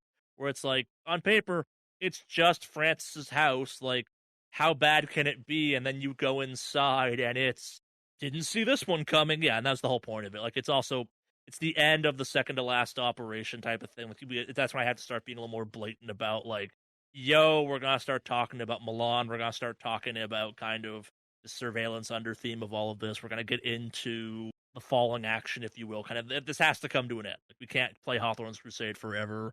This is kind of the gateway to what I call the kind of the being on the hunt for the big bad at that point. Kind of like you're going from, hey, we're being strung along to do these operations. We have these kind of contained stories to, okay, something is hunting us. We have to go on the offensive and hunt it now that we are 100% sure something is actively hunting us. And that kind of culminates in the end where we have all the home scenes play out, followed by the not home scene of, yeah, all of these roommates I threw at you all of a sudden that were encouraging you to make bonds with are working for the bad guy. They are tentacle monsters. They're there to kill you type of thing.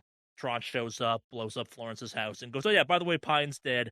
And we're into the final kind of chapter of Hawthorne's Crusade, which is both kind of a dramatic departure of, oh yeah, no, all this technology you've been relying on, all these kind of fun little gadgets, all this support, gone. Why? Because you can't trust it anymore. You get to have cars from the 80s and flip phones, maybe, type of thing.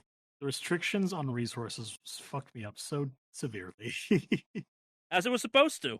It's the part of being a good handler for this type of stuff is finding ways to change how players, like, basically kind of forcing adaptation, if that makes any sense. Like, it's as much about making interesting scenarios and operations and investigations as it is kind of dropping you into corners and going, we'll find your way out of this one now. Like, it's okay, cool.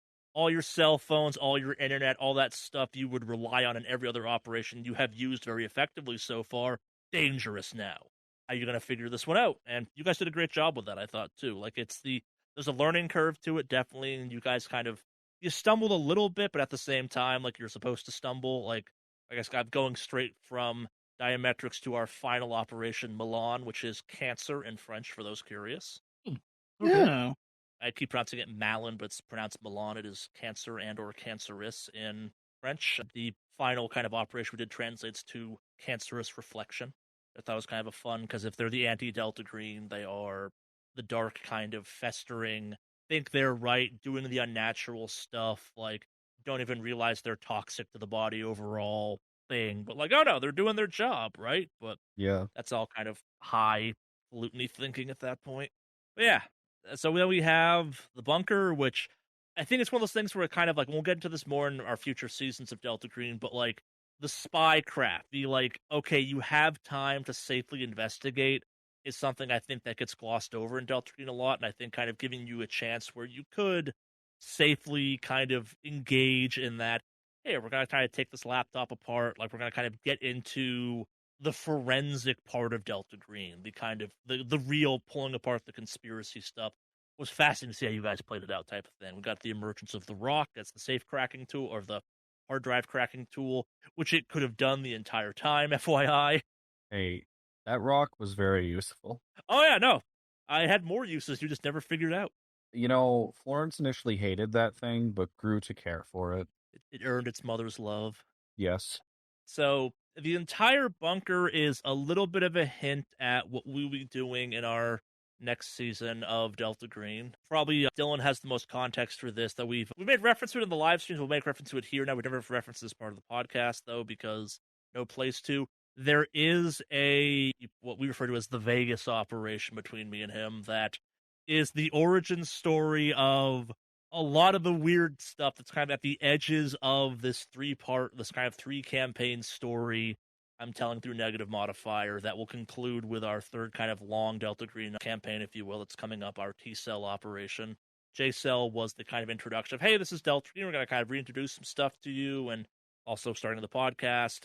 This was, okay, we're getting back to this story that's been playing out behind the scenes in a more major way, and T-Cell is the end of this ridiculous story that's actually kind of how I got into making Negative Modifier in some cases. It's a story I wanted to tell after another podcast fell apart that me and Dylan were on, kind of thing. Like, it's the story of events that happened, and I have to go through the process on this, but I do have the recording of that, and I may try and get that cleaned up for maybe the Patreon at least. It can't make it into the main channel because it's just not good audio, but if it's something people think is cool and curious about, it may or may not be out there for you by the end of our next Delta Green campaign. But yeah, so what did you guys think of the bunker? We've kind of talked about the bunker a few times. I love the bunker. It's the bunker.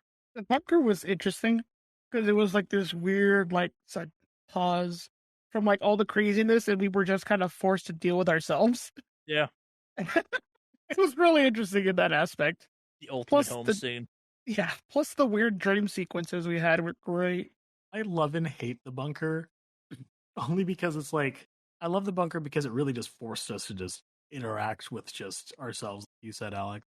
But at the same time, I was just like, oh man, I don't know what to do. Mike, I don't know how to contextualize Firestarter with this.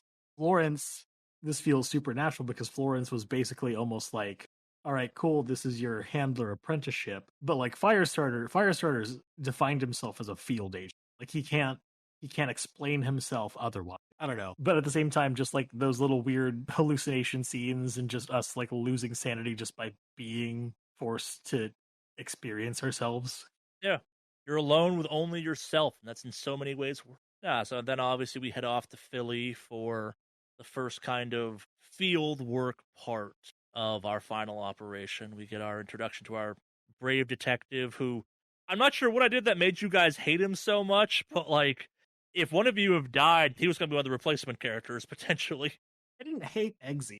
It was more but not so Eggsy, this wasn't Eggsy, this was maybe I leaned into it too hard, but like the fact that you guys like had this whole thought up backstory of why he hated DJ Essence Muncher so much, like the amount of just like overthinking, I'm like, oh, this is so much better than what I came up with for this guy, this is great. Like, I think you had came with it, it's like, okay, he maybe like had a thing for his mom or something and is taking out like some weird past affair relationship on the kid, like the whole backstory you guys came up with for him, I'm like, this is great. Yeah, I mean, it was because he was obsessed with a teenager that most of we were just like, we don't really like this guy. This is a bad look, yeah. Yeah. Turns out he's a very good friendly. Yes. He knew what was up. The kid's home was kind of a trip, finding his parents there and just thinking about like the price you're willing to pay for that kind of power, or the price that people are willing to pay for that kind of power. Yeah. I really appreciated like after the Philly op because it kind of became clear that the entity we were dealing with, William, we kept surprising him with coming out on top. And he kept like saying that this was always part of the plan, but it was kind of clear that we were slowly getting the upper hand on him. Yeah, like, again, it goes back to kind of the debunking of the Hawthorne effect idea where it's like, dude isn't as good as he thinks he is. He thinks he's playing a game, Yogg-Sothoth is playing an actual game, and like, he has convinced himself he knows what's right, and it keeps going wrong for him. Why does it keep going wrong? Like, what is it about you three that keep kind of messing up this great plan he came up with? And it's because, like, part of like a kind of a driving part of who William is the fact that he is kind of like an armchair soldier. Like, he only has that NSA from a desk perspective on things. He doesn't have that kind of when the boots hit the ground, like when the plan starts to fall apart. Like, he is just his plan. Shit, why isn't the plan working? Yeah, it's kind of like poetic in a way, because when you think about it, his obsession with F-Cell was actually what what destroyed him in the end. Yeah, no, and that was part of the story I was trying to tell. Is that kind of like it's this? He gets so laser focused on F Cell, like it becomes the target, not like Delta Green. It's like, oh no, if I stop F Cell, then I stop Delta Green. No, you don't. And like if we'd had a TPK or kind of most of F Cell gone, I had backup characters for them. It's again, it's gonna slot new agents in at that point. See, he's bad at this game. He thinks he's not, but like, yeah, it's like he's playing again. He has power beyond his imagination. He's using it the worst way possible, both in a literal and also just kind of a, you keep turning these houses into these nodes, and that's bad, and I'm sure spreading Yogg-Sothoth's power, but like, F-Cell keeps escaping them somehow. Weirdly enough, I would have absolutely lost my goddamn marbles if you had somehow slotted in Sentry Danny into the thing. It's like, oh, F-Cell's desperate. Here we go, Sentry Danny. Everything he thought was true is actually true. I mean, yeah, that was... So the list of backup characters was Florence's girlfriend, Sentry Danny, Eggs, and the detective and Philly. Like, those were all kind of the, like, okay, these can be people we can slot into F-Cell if need be type of thing. They've had the right exposure, and I did not expect Sentry Danny to become the beloved character by both you and the listeners that Sentry Danny became. Like, the amount of like outpouring of this character that I'm like, I really hope I play this guy right, because if I don't, he's gonna come off real badly, and I don't want him to. Like, I think he's this super cool, kind of amazingly tragic, interesting idea for a person kind of caught in the crossfire of the unnatural world of kind of the Call of Cthulhu mythos. And I'm super happy it's resonated with people the way it has, and like, especially like your obsession with Sentry Danny specifically, Chad, was something I'm like, shit, okay, this character landed, cool.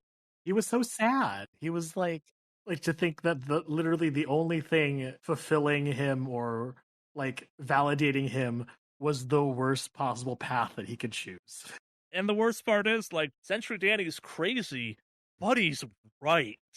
He doesn't realize he's right. He's not right about everything, but like, he's not wrong as much as you want him to be.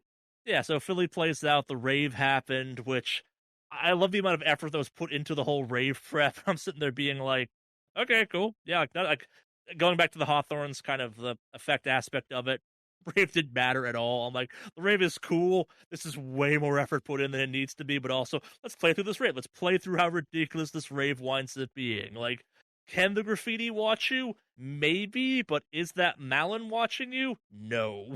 Yeah, it was fun. The whole setup for that was really good, because even if it didn't matter, it felt like, some genuine spycraft. Yeah, no, it's... Was so I didn't good. want to discourage it. I think I want to adding some kind of interesting flavor to it, because we joke about behind the scenes, but like, Delta Green, when you take a step back and look at the events that we played through, it's a weird, hilarious game. Dark, but it has just kind of this weird, warped sense of humor to it, where it's like, okay, we're assaulting a eldritch horror DJ's lair in raver gear because we staged a rave as cover a block away because we're pretty sure the graffiti is watching us.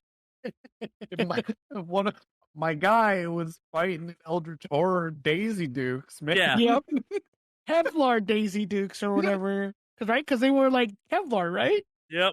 They were tactical Daisy Dukes. Yep. That I literally factored in a -1 to the maximum amount of armor that I had, which almost killed me. Yeah. Choices are made, but yeah, it's like it goes back to like the Florence on the date with Jimmy is inherently funny. In the moment, it's super dark, but like, woman who's bad at flirting with man who is equally bad at flirting is a fun, silly sequence that belongs in way too many rom-coms. Through the Delta Green lens, you're like, God, hope no one dies through this. This could go bad, real bad, couldn't it?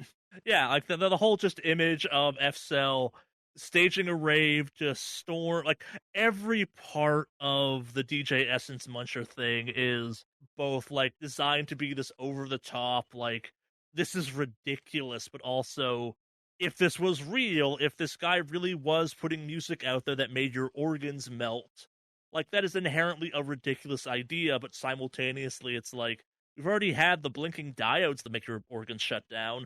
what else is possible with this weird sequence? Like, the possibilities are both horrifying and kind of fascinating simultaneously, which I think then also leads into kind of Florence's slow descent towards wizardhood.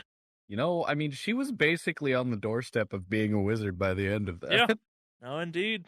I was curious to what Florence, if she had made it out of the Orbita building, like what that home scene would have been, because she is at that point like, yeah, she knows way too much, not in a like Delta Green way, but in a unnatural way to not do something stupid.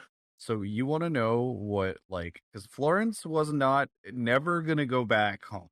I had decided that she was never going to, she would have said goodbye to her bond, but never would have come back after that. Sure. And I was going to have her life's work be trying to figure out how to convert the Elder Sign into like blinking lights or radio waves or something to further weaponize it. That was going to be her like thing in the end that probably would have been her downfall. That's so cool because that's basically Milan 2.0 at that point. That's Yeah. better Milan, yeah. Exactly. She was going to like take the idea of everything she had seen and figure out how to apply it, but to fuck the unnatural in the process. Yeah, because that'll work great. Yeah, it wouldn't go like I know that it wouldn't work, but Florence. No, is like, yeah, that's a super cool idea for a character ending. I like that one a lot. But yeah, I mean, one of her last motivations is just saving people as a whole, which is why she has that very like greater good mindset. I'll sacrifice the few for the many. Yeah, and I mean, I also really just kind of liked the idea of trying to turn the Elder Sign into radio waves and shit. yeah. The Philly thing is so interesting for me because it sets up kind of the mechanics of the rest of the campaign. Like, I think it's a hint at, like, whatever the final encounter for this is, it's going to end in a chase sequence. It's going to be this kind of invisibility thing you have to solve. You can't rely on technology. You have to be stealthy type of thing. You have all of these good weapons to use and nothing to shoot for the majority of it. And still, it's like, okay, yeah, you kill the DJ Essence Muncher. Run? Yeah, run. Like, it's like, okay, cool. That's another time when I thought that two of us were going to die. Me too. Once again, the dice played out, and then we found ourselves in the technology quarter, which that's a weird one. That was a weird one for me to research too. Like, that's a kind of location falling into place where once I found out there was a failed East Coast Silicon Tech Valley type of thing, it's like, oh, that's obviously where this takes place, and that was kind of Eldritch horror shaping the Orbita stuff, and yeah, that was that kind of return to, okay, you guys have to take this slow, you have to investigate, like, it's, you know where you're trying to get to, you just don't know where you're trying to get to, if that makes any sense. Like, yeah, let's explain some stuff, like, let's have David Oritz at the end explain kind of as he understands its history of Orbita and the FNC and kind of what happened, and it's not wrong, it's just incomplete, but it's also enough that, like, you as the players can understand, okay, here's what we're kind of walking into, give or take. So, Charlie, I was thinking about that plug that Florence got at the very end. Yep. And I was actually like, one of the solutions I had thought of was just jamming that into the server racks. Would that have done anything? Nah, so kind of going back to your question about what was happening with the whole blinking light thing, the fact the plug didn't take place is because you didn't understand what Yog-Sothoth was saying to you, essentially. Like, that was an after effect of Yog-Sothoth attempting to plug you in, for lack of a better phrase, to the network, if you will. Like, he was trying to make you into a node. Think of it as, like, that division of Yog-Sothoth figured out that he's basically the internet in Eldritch form, so, yeah, he'll reach out through these cables that William has so wonderfully provided for him, and, yeah. He was trying to maybe not into kind of like a DJ Essen Munchers or his parents type of situation, but kind of on that same cable creature as DJ Essence Muncher, essentially, kind of making you into a node C. You would have technically survived it and gotten some weird cable tentacle person powers out of it, but that's a separate topic. Wait, what? No, go on. Her unnatural would have gone through the goddamn roof because she'd have been tapped into Yog-Sothoth intellect, essentially. Okay, but like you said, powers. What kind of powers are we talking here? basically any ritual Dylan wanted to try, he'd know how to do all of a sudden. Really? Yeah. That's kind of fucking cool. God. Okay. So another ending, like, thought process I had for Florence was her learning the ritual where you just transcend your consciousness to another plane, basically. And that was one of the other ideas I had for Florence's, like, ending if she survives. Yeah, for a home scene, if you'd communed with the Rock could have started giving you rituals. The Rock healed you at one point because it's looking out for you. Again, going back to this kind of idea that Florence finds herself kind of torn between three eldritch entities because she is oddly receptive and or already linked to them. It opened up a door to do a bunch of stuff you don't get to do in Delta Green, where it's like, no, like, you can do the rituals now. Why? A, your unnatural is so goddamn high you know stuff, but also, like, your sanity is low, but not, like, dangerously low, so you can pull this stuff off. And, yeah, if the cable had taken root, it would have given her access to any ritual she wanted to attempt type of thing. Because, again, it's it becomes the question of where does Florence end and Yog-Sothoth begin at that point. Again, I should basically fall for the trap William fell into, which is like, oh, I'm getting all this knowledge, and the knowledge is turning you into a brain in a jar attached to a server. Speaking of brain in a jar attached to a server, I gotta ask, what was the orb in the Orbita build? So that is one of the things you could have found out if you had dug into the history of Orbita. So that orb is how Yog-Sothoth essentially got going in all of this. It was a possession of the CEO of Orbita he'd had since he was a kid. He got given it as a gift because he was into cool rocks, and ever since then, Yog-Sothoth has been kind of whispering to him how to do a bunch of this stuff. Like, if you dug into the history of Orbita, you'd have found that Orbita kept having success where it shouldn't have. It kept having kind of big breakthroughs in technology that were like, yeah, we went from like cassette tapes to microchips with nothing in between technology jumps. It's like, this shouldn't be happening. This isn't how technology works. It was because Yog-Sothoth was kind of whispering to this guy through the orb information. The orb is also a chunk of star metal, essentially, or space metal, that Yog-Sothoth threw at the Earth to find a person to whisper to. So touching it would have given us a redux of Yog-Sothoth blinking lights in the kind of cosmic whatever at that point. It's the same chance if you get to talk to Yog-Sothoth because you are communing with essentially an idol to Yog-Sothoth. It grows because Yog-Sothoth doesn't want it to be capable of being destroyed, and yeah, it is capable of eating a human. Like, if you touch it, if you don't successfully kind of bond with Yog-Sothoth, it pulls you in just because it's like, okay, you're useless. Oh, so like Firestarter would have absolutely not even second thought would have just been sucked in because he's just like, you dumb idiot. No, you're not going to be part of my.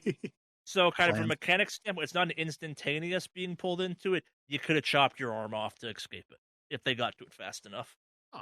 So when we were going into this like final showdown, guys, I'm curious, like, what was going through every character's head. We had Firestarter writing his letter, and John wrote his letter as well. But I'm curious, like, when you guys were making the decisions as to like what to say and what to do, was there anything that was going on in their heads that we didn't hear about?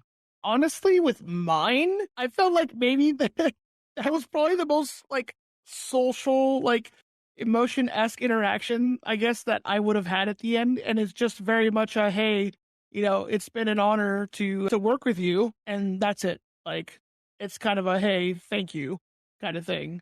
But yeah, it's weird because I feel like my character, I mean, obviously my character wouldn't have been super sentimental in that sense, but I think it's one of those things where your character just kind of, or at least from my experience based on around my character, every operation was potentially an operation you were going to die and not come back. So if that was the case, you just kind of let him know, hey, it was an honor. Probably wouldn't have done it to his other coworkers in the CIA, if you will, but given the bonds that he had formed with Florence and Firestarter, that was his way of showing, hey, like, thank you. So I guess at least that's my motivation for my character. Sure. With, what's it called? Firestarter was kind of considering this to be a suicide mission, just because like I was still playing with the idea of him trying to compare himself to Sis. So in essence, he probably would have prioritized everyone's lives over his own. If he wasn't tied down or whatever the heck, he would probably attempted to throw himself into the pit and try to push you out or something, or try to push Florence out or something like that. And in this weird sort of sense, I kind of took the ending that Firestarter had as a means of kind of revitalizing himself or just kind of giving himself a new purpose, just because his failures are kind of what he obsessed over. And now it's like, well, he's literally got nothing else. So this is all he really has, which is why he answered back so quickly. You're kind of playing into an idea I brought up as kind of part of William's final, what's the right phrase, his whole speech where it's like, you aren't people anymore, you're Delta Green agents. Like, I think kind of one of the themes you guys started making for yourself is the whole idea that, like, Delta Green has this whole spiral we talk about as, like, the degradation of agents to becoming just agents type of thing. But, like, Firestarter especially is this epitome where, like, so much of his real life is just given up for Delta Green. Like, where that character starts from kind of a mechanic standpoint, he has a bunch of bonds, he has friends, he has this kind of whole hero thing through his actual job, and where he ends is it's like, no, you're gonna die a Delta Green agent. Why? Because this is an addiction. Like, you've given into this thing as more than just like this thing you're doing. It's like, it's who you are type of thing. Like, you've made Delta Green agent your personality, whether you realize it or not. Oh, absolutely. Funny enough, when you say he started off with a whole bunch of bonds, I just kept collecting bonds and I didn't want to give those up because I don't think Firestarter really wanted to try to break those. There were a couple times where he was like blaming other people and stuff and actually did break some bonds and whatever have you. But ultimately, he still wanted to be kind of understood as appreciated or something like that. So if Delta Green is the only people that'll appreciate what he can do, then Delta Green is where it's at. I enjoy the mystery kind of the character of, like, it's a weird, like, self-dysmorphia where it's how he views himself. Like, he probably could go back to being a very successful fireman, but, like, he doesn't think he can. He has to be a Delta Green agent. Like, it kind of feeds into this, like, addictive personality you made up for the character, too, where it's like, yeah, it's kind of the job is a problem because it's so consuming. You kind of asked the question of the other two. Let's turn it back on you now, Dylan. Any other kind of additional thoughts of Florence going into the final thing? We've touched on a bunch of stuff throughout all of this, obviously, but Okay, so Florence, wrote her letters and everything, and then just went back to doing her old job, which is, she's a microbiologist. I don't think I think it came up once. She has a 90 in microbiology. And Florence, the way that I built her, she has 10s in her skill, like in her attributes across the board, except in Dex, she has an 8. And then in intelligence, she has a 17, and in POW, she has a 17. So she's actually like a genius and pretty determined. And I was thinking, like, at the very end there, she was reminiscing on how she thought she was going to do a lot with her job and her career and everything, because everybody, at least academically, has always been encouraging her and telling her that, she's going to be one of these like big breakthroughs for virology or epidemiology and whatnot. So she was just sitting there thinking about what could have been and where she is now. that kind of you're gonna go far, kid type of thing. I mean, yeah, she's a little narcissistic, so like she knows that she's a genius. She's like got that high intellect and everything, and with her 17 POW, the way I kind of take that, because it runs off of willpower too, is she would stay up like for multiple days on end when she was in university, and she would do her work, and she spent, hours on hours working on her dissertation and her defense and all that stuff. And then Delta Green came along, and I mean, I think she's probably one of the youngest Delta Green agents I've ever touched played. on it a couple of times, I think, and like that wasn't just a random age Dylan pulled out of a hat. Like, there is some kind of character implications about who Florence is, about her being 28 at the start of the operation. Yeah. So, she's young and she's fresh. She's like, with a 90 in microbiology, she was one of the top in her field already. And she was just remembering how she was sure that she was going to help cure or eradicate some disease or something. But now she's here and this is her life now. And she's not sure if she's doing more here than she would have working for the CDC. Yeah, it's interesting. So there's a lot of implied stuff about Florence that you don't get to talk about much in the campaign until we get to kind of this, our very special lore dive episode, where there are some very intentional, deliberate choices, unless you understand Delta Green as a system, you don't pick up on initially. Like, one of the questions I think I mentioned in some video, or not in some video, in one of in an episode or in a live stream where Florence is built to withstand sand damage. It's because she has a friggin' 17 in POW. That's not a normal character build by any measure.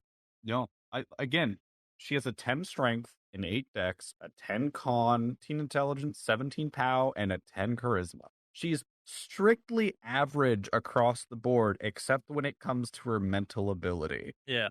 No, and I think it's a fascinating build for a character in Delta Green where so many people build these kind of SWAT equivalent FBI agents or whatever, where it's like, no, this is the power of a character that can just eat sand damage. It has a place. There's definitely a kind of way of making that character that makes it unbelievably powerful.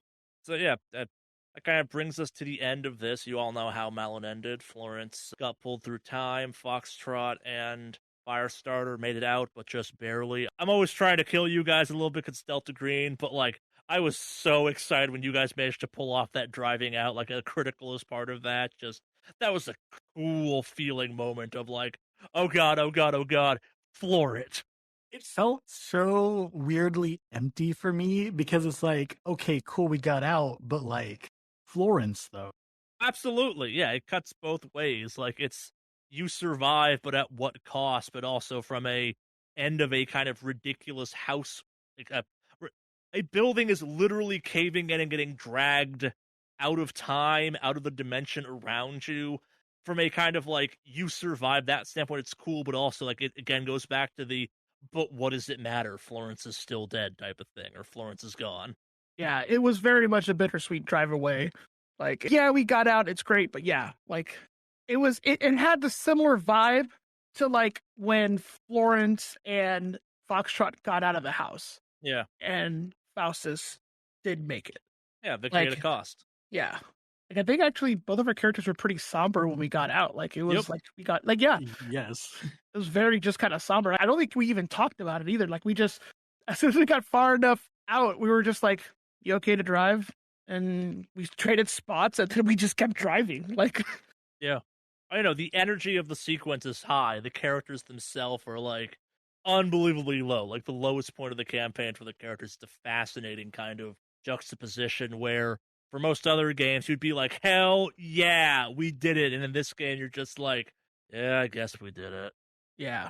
Yeah, no, I think it's some peak kind of, this is what makes Delta Green cool, because yeah, it's a frantic, crazy sequence that led to that, and the characters themselves, and you guys again played it fantastically of just like, you survived. Whoopee. Yeah. So one thing I haven't really realized until we started talking about the end here, but you know, in the end times, it seems like, you know, you don't need to breathe anymore, and I guess probably don't die where Florence went. And the last like thing she has that connects her to her old life is that note that John slipped into her gear when she was not looking. And I think that that's somewhat comforting, but very sad at the same time. Yeah, that's right, because I snuck those notes on you guys. Yep. So that is the last connection she has to the past and the team. And that is going to be what she focuses on for the rest of eternity, is as literally existence ends around her, the last human thing she has is a note.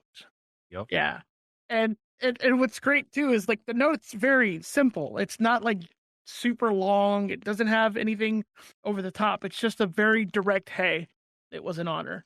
Like, that's also just kind of interesting too. Like that's it's such a little like droplet of humanity too. Like it's really interesting. And now that you put it like that and bring it up. I don't know like what it is, because Naralothotep put her somewhere where he knew she'd be safe, so he didn't have to worry about the deal anymore. And I mean, knowing Florence, even if it breaks her mind, like that is what she's going to focus on for the rest of her time, is, can I ever get back to my team? Because in the end, they're the ones who matter now. And this note is the only thing that's keeping me going. So, and I guess like major spoilers, I guess I know we're already under a giant spoiler warning for this, but like, if you want some spoilers, thank you for listening. Hope you enjoyed the campaign. More Delta Green in the future, but I guess for you guys, that's the end of time. Like that where Nyarlathotep pulled Florence to is where Nyarlathotep kind of throws up its hands and goes, okay, where can I put you where you're safe from everything? Oh, I'll put you where the place and time is where there's nothing. Yeah. Yeah, that's a very interesting spot. I was not expecting that at all. Yeah. Nor was I. That gave me such an existential crisis of just like, oh, what kind of weird hell is this where everything has ceased to exist except you, the person that you hate, and your weird rock child. And Azathoth is slowly coming through the sky. Yeah, it is literally the end of what? No, it's just capital T, capital E, the end. The end of the dream, it's the end of everything, maybe, kind of. Like, yeah, and as part of that whole sequence, you have Nyarlathotep look at Florence and go, and you know who's responsible for this. It's our boy. Nyarlathotep. Yep. It's our boy Nyarlathotep. And some other hints that are spoilers for next season, so we won't get into them right now. But I think that's almost everything we could possibly say about Hawthorne's Crusade. Like, this went on far longer than I thought it was going to. I probably had a lot to say after this. Yes, it was a year of our life we played this, so I'm not surprised we had a lot of stuff to talk through. I guess I've been keeping with negative modifier Delta Green campaign tradition. After we finished up, like, there was just a solid 5-10 minutes of sense of us all being like, oh Yeah. It was really good. It was like not a relief because it was bad, but a relief because, we finally got there to the end. Yeah. And it was sad, but it was good. No, I talk about kind of how post-campaign depression is a thing, and as someone who has lived with Hawthorne's Crusade in their brain, like all the weird inner workings of it and the extra plots and all the kind of weird ways it can go. We got done playing really late at night, and I just kind of sat on my couch for 2 hours afterwards, just feeling that thing finally kind of ooze out of my skull. Like, I could finally let it go and just it's like I'm free. Time to start thinking up the next thing for this. And yeah, literally, I had my own Nyarlathotep moment of I'm free. It's like, no, you're not. You got one more campaign of this to figure out, and it's like, I already started on that. But yeah, it's really nice to hear that the campaign lived with you guys as much as it did too. It makes me feel really happy with how it all turned out. Based on listenership and just some of the feedback we've gotten, people seem to have really enjoyed our time with Hawthorne's Crusade, and that's been fantastic too. From a kind of a personal handler, GM kind of perspective, you always worry that long campaigns like this won't land the way you want them to, and you'll be unhappy with how it turned out. And I can now successfully say I have 2 fairly long-running Delta Green campaigns in recorded format that I would not change a single thing about them. They're great. Thank you all for playing so well through it. I would like to add that, our characters did really well because you created such a wonderful environment for them to thrive in. I hear horror stories about game masters or DMs, whatever you want to call it, who purposely do really shitty things to their players just to fuck with them, kind of thing. But you never once had any kind of inclination towards that. It was always a very, very good experience. Even though we were in tight spots, you created a wonderful environment and story for our characters to thrive in. So it's thanks is what I'm trying to say. You did an awesome job. Year of ongoing psychological torture via Delta Green. Yeah.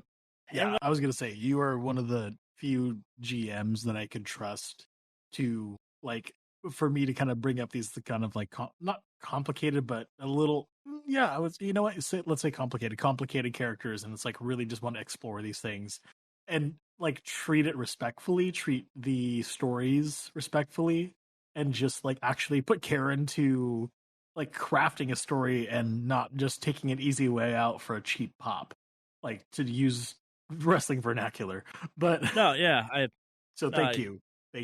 No, and for all the listeners that have kind of written in and sent us messages on Twitter and stuff like that, yeah, your trust in us, where I've kind of responded a couple of times with give it a couple episodes, or this all plays out in a way that this is not us just doing something for the sake of shock kind of thing. Thank you for trusting us with that.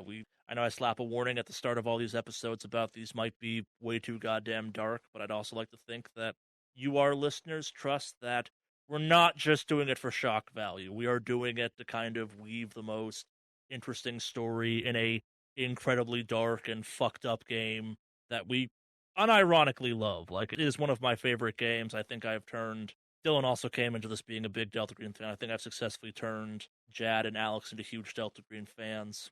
Not that it was really all that hard. It's a great game. Yeah, no, it's a great game. Yeah, I don't know. I had something to say and I lost it, but yeah, this was a great campaign. And one of the things that I really appreciate about our group, we did some really dark stuff and covered a lot of really dark topics. I've been in groups where, you know, people just kind of make light of all of that. And I'm glad that all of us were able to acknowledge that, like, you know, this was not good. We're not the heroes in this situation. Kind of cathartic to have, I guess, a group that's not like the norm where everybody's just going for shock value and a laugh at other people's expense. Again, thank you for listening. We have more Delta Green in the eventual future. I have no good way of signing this off. Do any of you have a good one? I could talk about this campaign forever, but I need to be stopped. I would say, like, thank you for all the listeners, and we look forward to putting together another wonderful experience with you guys in the next campaign. Absolutely, yeah. I guess to kind of get podcasty for a second, we're taking a little bit of a break from Delta Green. We have some other stuff coming up that we suspect if you've enjoyed how we play games and the games we play, you'll enjoy. They're going to be a pretty major kind of setting departure. We've got some cool stuff planned, and if you're just here for the Delta Green, don't worry. We got plenty more Delta Green planned.